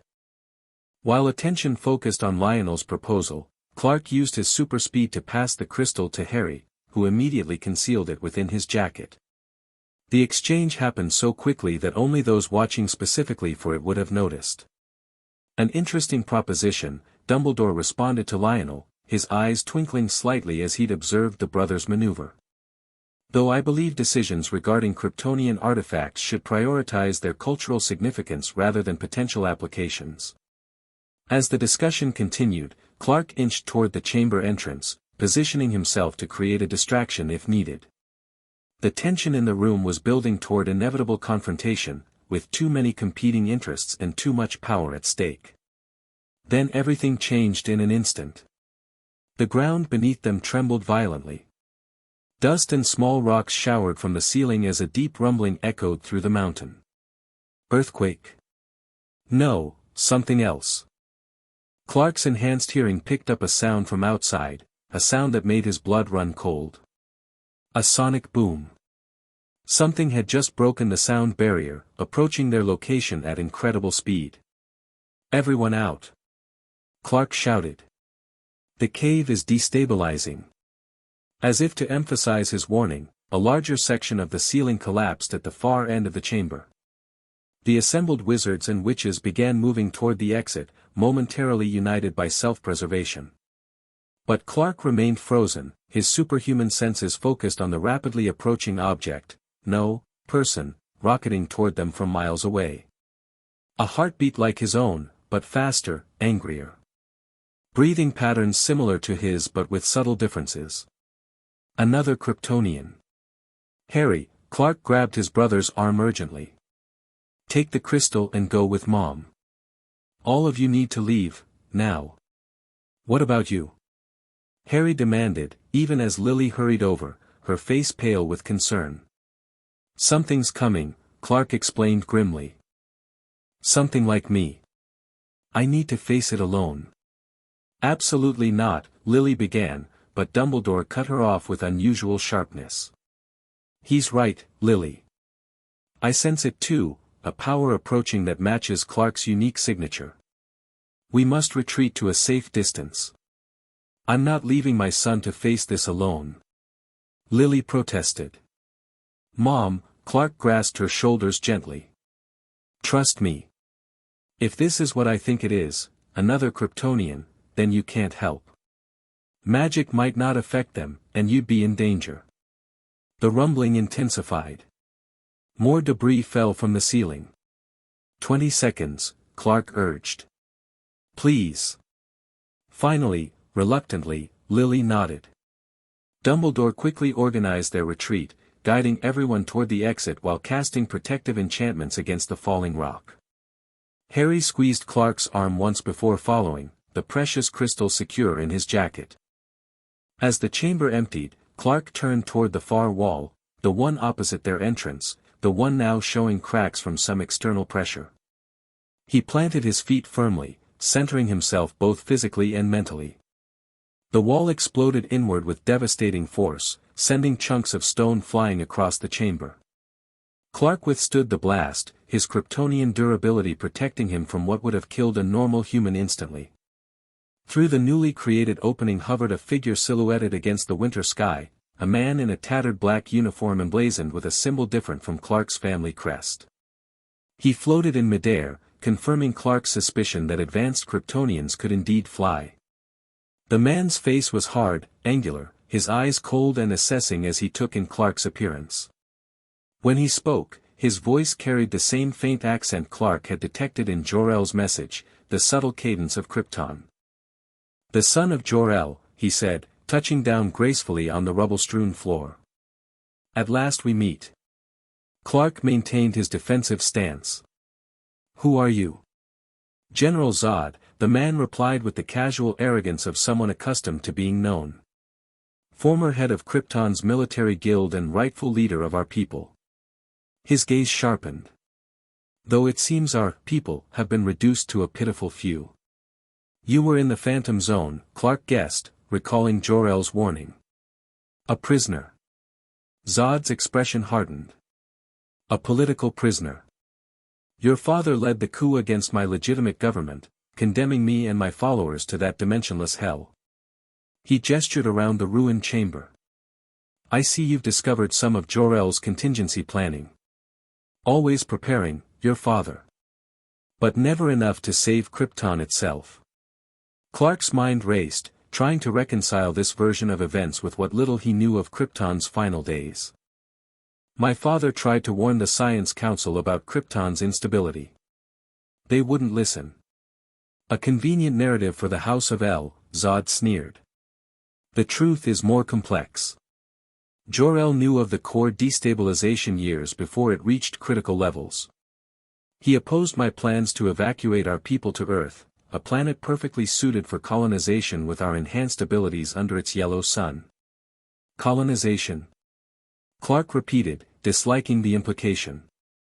"You mean conquest?" "I mean survival," Zod corrected sharply. Kryptonians were the greatest civilization in 28 known galaxies. Our knowledge, our culture, our very existence should not have ended because of bureaucratic incompetence and your father's misguided ethics. Outside, Clark could hear the distant voices of his companions, safely retreated but still nearby. He needed to keep Zod's attention focused solely on him. "How did you find me?" Clark asked, stalling for time while assessing his options. Zod clearly had more experience with his Kryptonian abilities, including flight. In a direct confrontation, Clark would be at a severe disadvantage. "Your activation of Kryptonian technology created energy signatures we could detect," Zod explained, pacing the chamber with predatory grace. "We've been on Earth for months, gathering strength, learning about this primitive world while searching for any survivors of our race." His expression mixed contempt and pity. "And I find Jor-El's only son hiding his powers, living among these humans as if you're one of them." "These humans raised me," Clark replied firmly. "They're my family." "Family?" Zod laughed harshly. "You are Kal-El, last scion of the House of El, heir to one of Krypton's greatest bloodlines. Yet here you stand, defending creatures who would dissect you in a laboratory if they knew what you truly were." The accusation struck uncomfortably close to Clark's recent experiences with the Department of Mysteries and the Luthors. But he rejected the cynical assessment. "You're wrong about humanity. Yes, some fear what they don't understand. But others accept difference, embrace it, even love despite it." He straightened to his full height. "Whatever your grievance was with my father, it died with Krypton. This is my home now." Zod's expression darkened. "Your home? You know nothing of your true home, boy. You were an infant when Krypton died. I lived 50 years in its glory before the betrayal. I commanded armies, guided our people, preserved our greatness." His voice had risen to a shout, echoing through the chamber. With visible effort, he composed himself, smoothing his expression into something more calculated. "But perhaps this misunderstanding can be rectified. You've been raised in ignorance, without proper Kryptonian guidance. Join me, Kal-El." I have followers, loyal Kryptonians who escaped the Phantom Zone with me. Together, we can rebuild what was lost. At what cost? Clark challenged. Humanity's freedom. Their right to self-determination. They would keep their autonomy in exchange for acknowledging Kryptonian authority, Zod replied dismissively. A small price for the advancements we would bring, an end to disease, hunger, primitive warfare.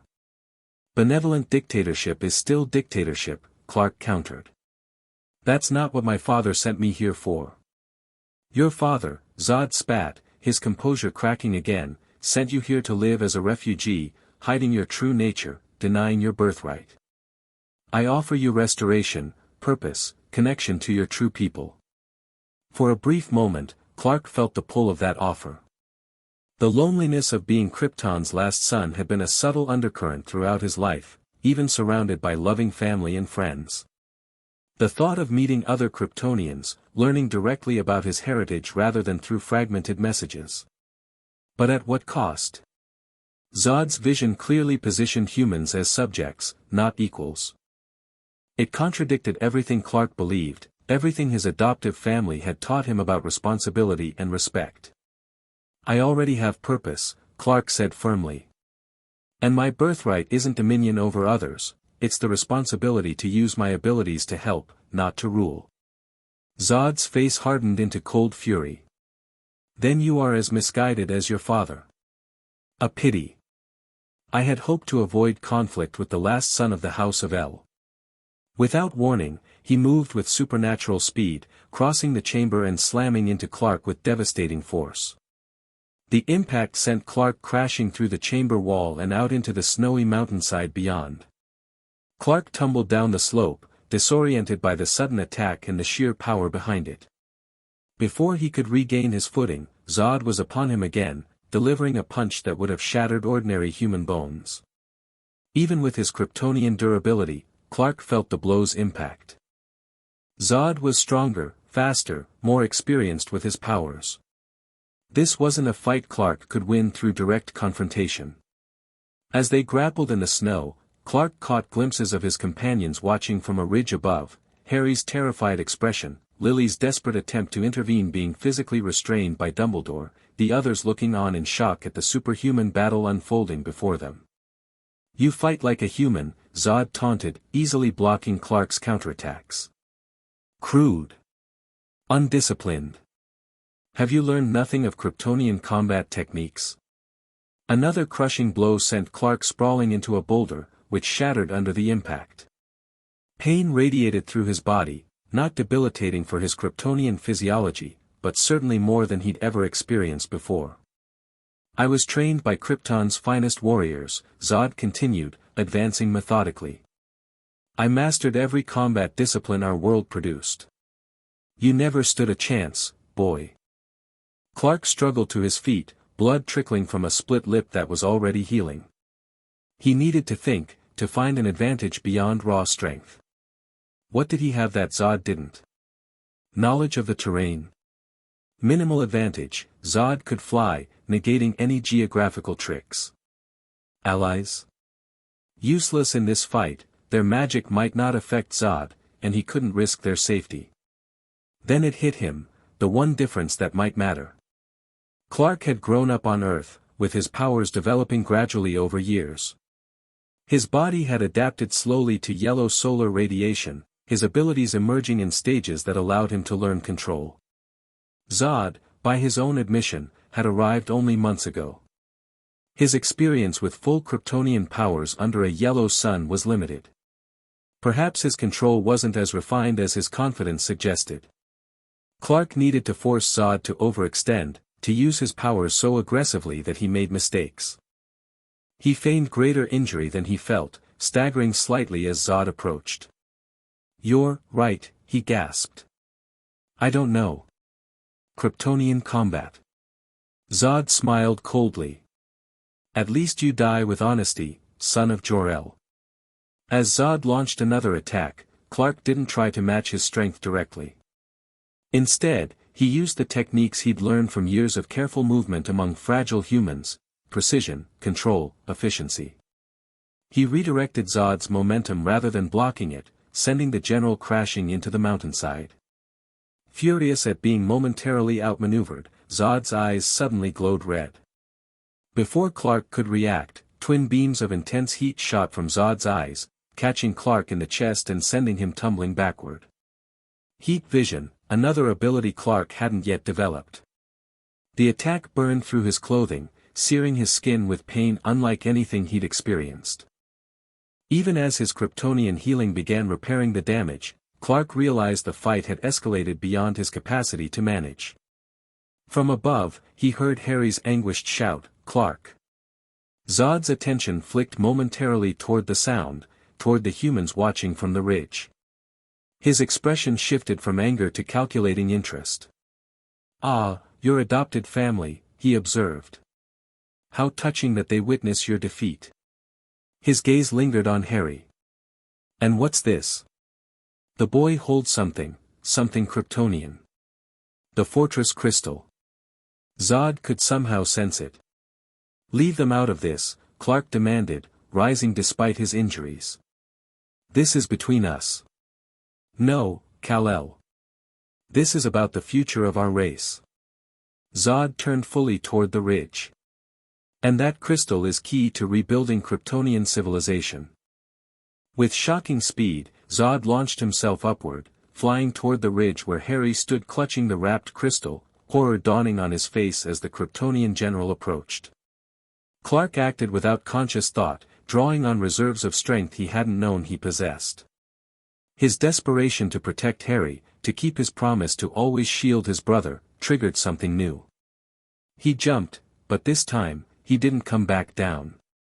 Clark was flying. The sensation was unlike anything he'd experienced, not like jumping or falling, but a complete freedom from gravity's constraints. Pure instinct guided him as he shot through the air, intercepting Zod mere feet from Harry. The collision was catastrophic, the impact of two Kryptonian bodies meeting at high velocity creating a shockwave that knocked the watching humans off their feet. Clark and Zod tumbled through the air, grappling for dominance as they crashed back down the mountainside. "Impossible," Zod snarled, momentarily stunned by Clark's sudden mastery of flight. "You couldn't have learned so quickly." Clark didn't waste breath on explanations.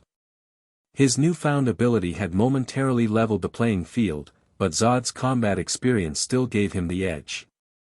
They traded devastating blows, each impact echoing like thunder across the highlands. Below them, at the mountain's base, Clark spotted movement, other figures approaching rapidly. More Kryptonians, presumably Zod's followers. The situation was deteriorating rapidly. He needed to end this now, to get his family and friends to safety before more Kryptonians arrived. But how? He couldn't overpower Zod directly, and retreating would only delay the inevitable confrontation.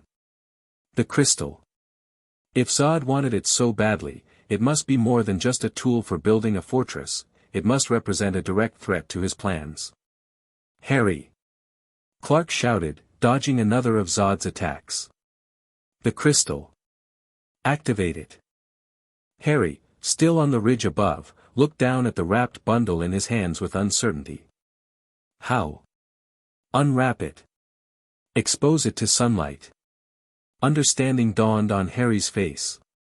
He quickly removed the enchanted cloth, revealing the crystal in all its gleaming glory. Even from a distance, Clark could see the sunlight catch its facets, refracted into prismatic brilliance. Zod's eyes widened in alarm. "No! Stop him!"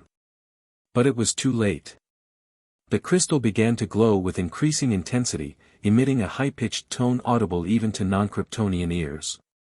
Light erupted from its core, shooting skyward in a brilliant beam that pierced the winter clouds. Zod abandoned his attack on Clark, flying desperately toward Harry and the crystal. "You don't know what you're doing, boy." That technology, Clark intercepted him again, using his newly discovered flight to position himself between Zod and Harry. "Whatever it's doing, you clearly don't want it to happen. Good enough for me." The light from the crystal intensified, expanding outward in concentric waves. When the first wave reached Zod, he screamed, not in pain, but in rage and what sounded like fear. No. Not again. His form seemed to waver, becoming momentarily translucent before solidifying again. The second wave hit, and the effect intensified. Zod struggled against some invisible force, his body flickering like a faulty projection.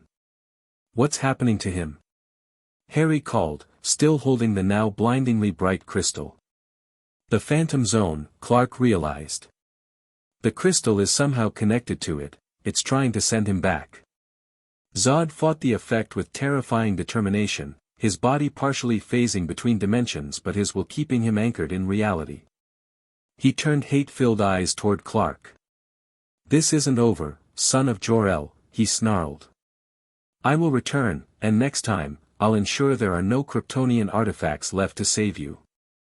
With a final surge of effort, Zod broke free of the crystal's pull, rocketing skyward so fast he left a sonic boom in his wake. In the distance, the other approaching Kryptonians likewise retreated, apparently unwilling to risk exposure to the crystal's effects. As quickly as it had begun, the crisis passed. The crystal's light diminished, returning to its normal glow though still pulsing with heightened energy. Clark, still hovering in midair, slowly descended to land beside Harry on the ridge. Are you okay? They asked each other simultaneously, then shared a relieved laugh despite the gravity of the situation.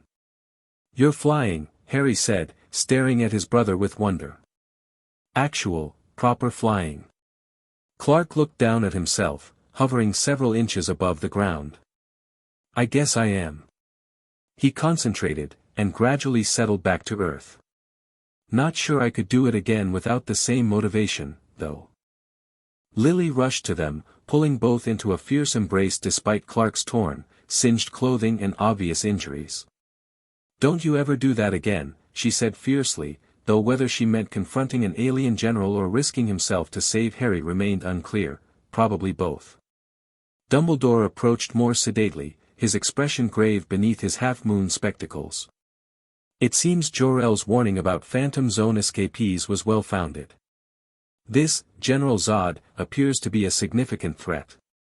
More than significant, Clark replied grimly. He wants to conquer Earth, establish Kryptonian rule.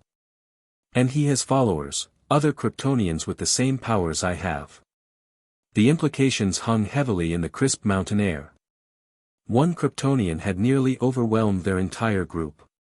Multiple Kryptonians working together, led by a military strategist like Zod, posed a planetary threat beyond anything the Wizarding or Muggle worlds had faced.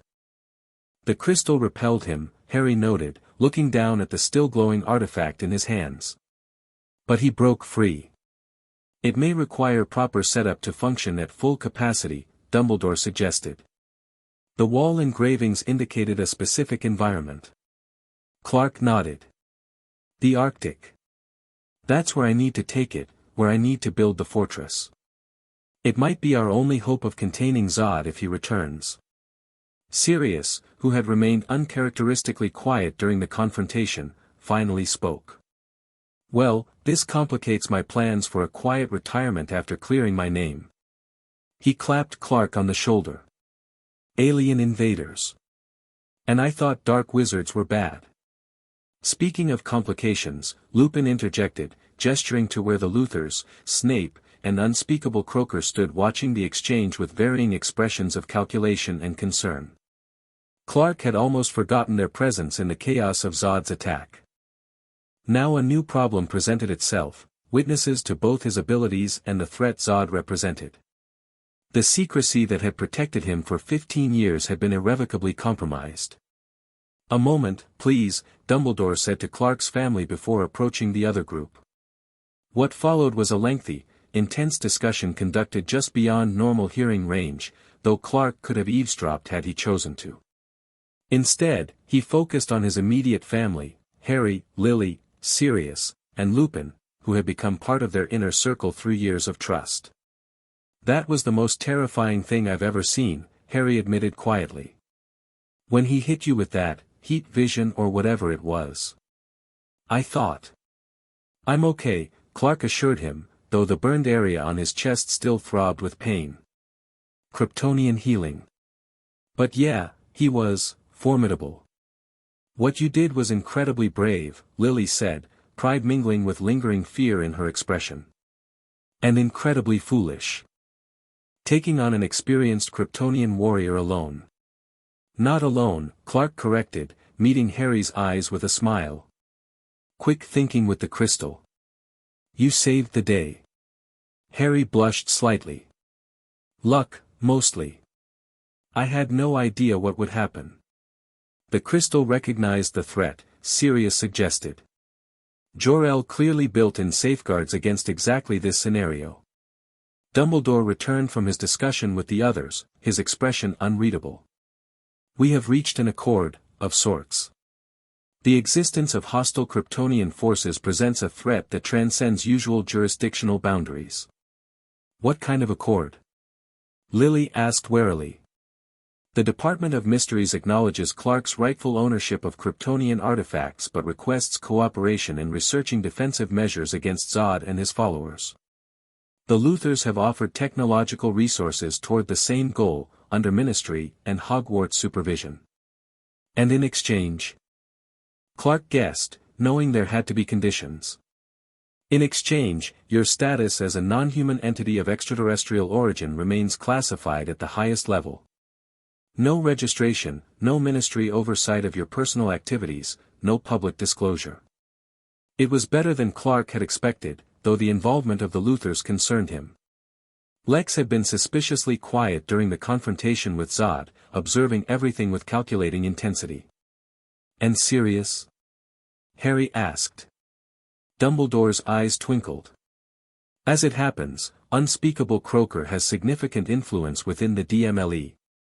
With her testimony regarding the magical signature evidence, plus Veritasrum testimony from Sirius himself, the matter could be resolved quite expeditiously. Sirius looked stunned. Just like that?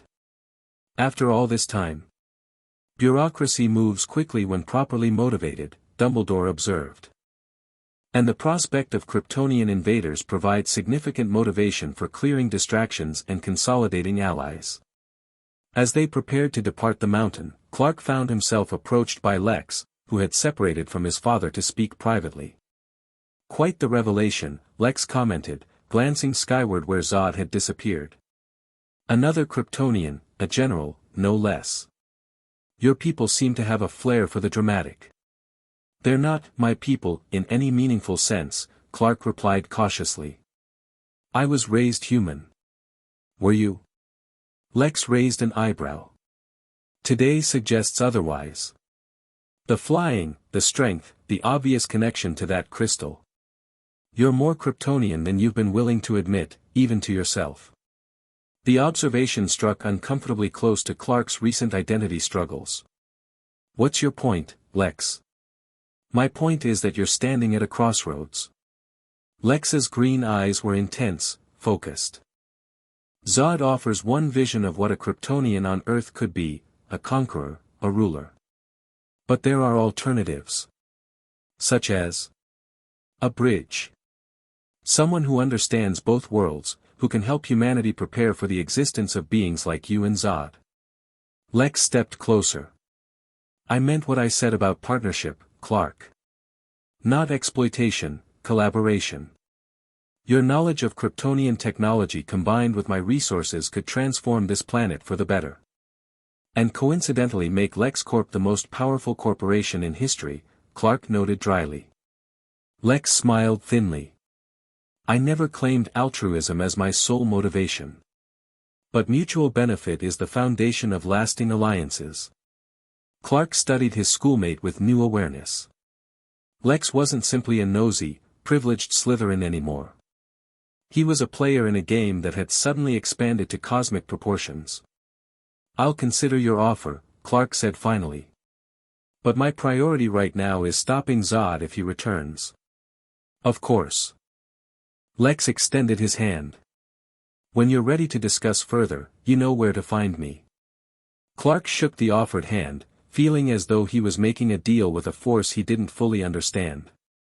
But with Zod's threat looming, he couldn't afford to reject potential allies outright, regardless of their motivations. As they departed the mountain site, Clark carried the fortress crystal carefully, already planning his journey to the Arctic. He would need to learn about his heritage, master his growing powers, including his newly discovered flight, and prepare for Zod's inevitable return. Yet amidst these cosmic concerns, he found himself drawing strength from the familiar bonds that had always sustained him: Harry's unwavering brotherhood, Lily's fierce maternal protection, and the extended family they'd built with Sirius, Lupin, Ron, Hermione, and others. Clark Potter. Kal-El of Krypton. For years, those identities had seemed in conflict, pulling him in different directions. But today, facing Zod, he'd begun to understand Lily's wisdom about integration rather than separation. He wasn't just a Kryptonian living among humans, nor just a Potter with alien abilities. He was both, simultaneously and completely, a unique bridge between worlds, exactly as Lex had observed, though perhaps not in the way Lex envisioned. That night, back at Hogwarts in his private quarters, Clark stood by his window, gazing at the stars. Somewhere out there was the void where Krypton had once orbited its red sun. And closer to home, somewhere on Earth, Zod and his followers were regrouping, planning their next move. The coming confrontation would test not just Clark's developing powers, but his deepest convictions about who he was and what responsibilities his dual heritage entailed. The stakes had never been higher, not just for the Potter family, not just for the wizarding world, but for all of Earth. Yet as he turned from the window, his gaze fell on a framed photo on his desk: Clark and Harry at ages 10 and 8, grinning widely as they demonstrated a potion they'd made, with Lily's help, that changed the Dringer's hair color every 5 minutes. The simple joy in that moment, the unbreakable bond between brothers from different stars, reminded him of what he was fighting for. Whatever challenges awaited, Kryptonian generals, ministry politics, Luthor machinations, or Voldemort's prophesied return, Clark would face them not just with his growing powers, but with the strength he'd always drawn from his family. The last son of Krypton. The adopted son of the Potters. Finally, he was beginning to understand that these weren't competing identities but complementary aspects of a whole, his unique place in a universe bigger and more complex than he'd ever imagined. With newfound resolve, Clark opened his trunk and began packing essentials for his Arctic journey. The fortress awaited, and with it, preparations for the battles to come. The end. Thank you for watching this video. Please be sure to subscribe to our channel and like this video.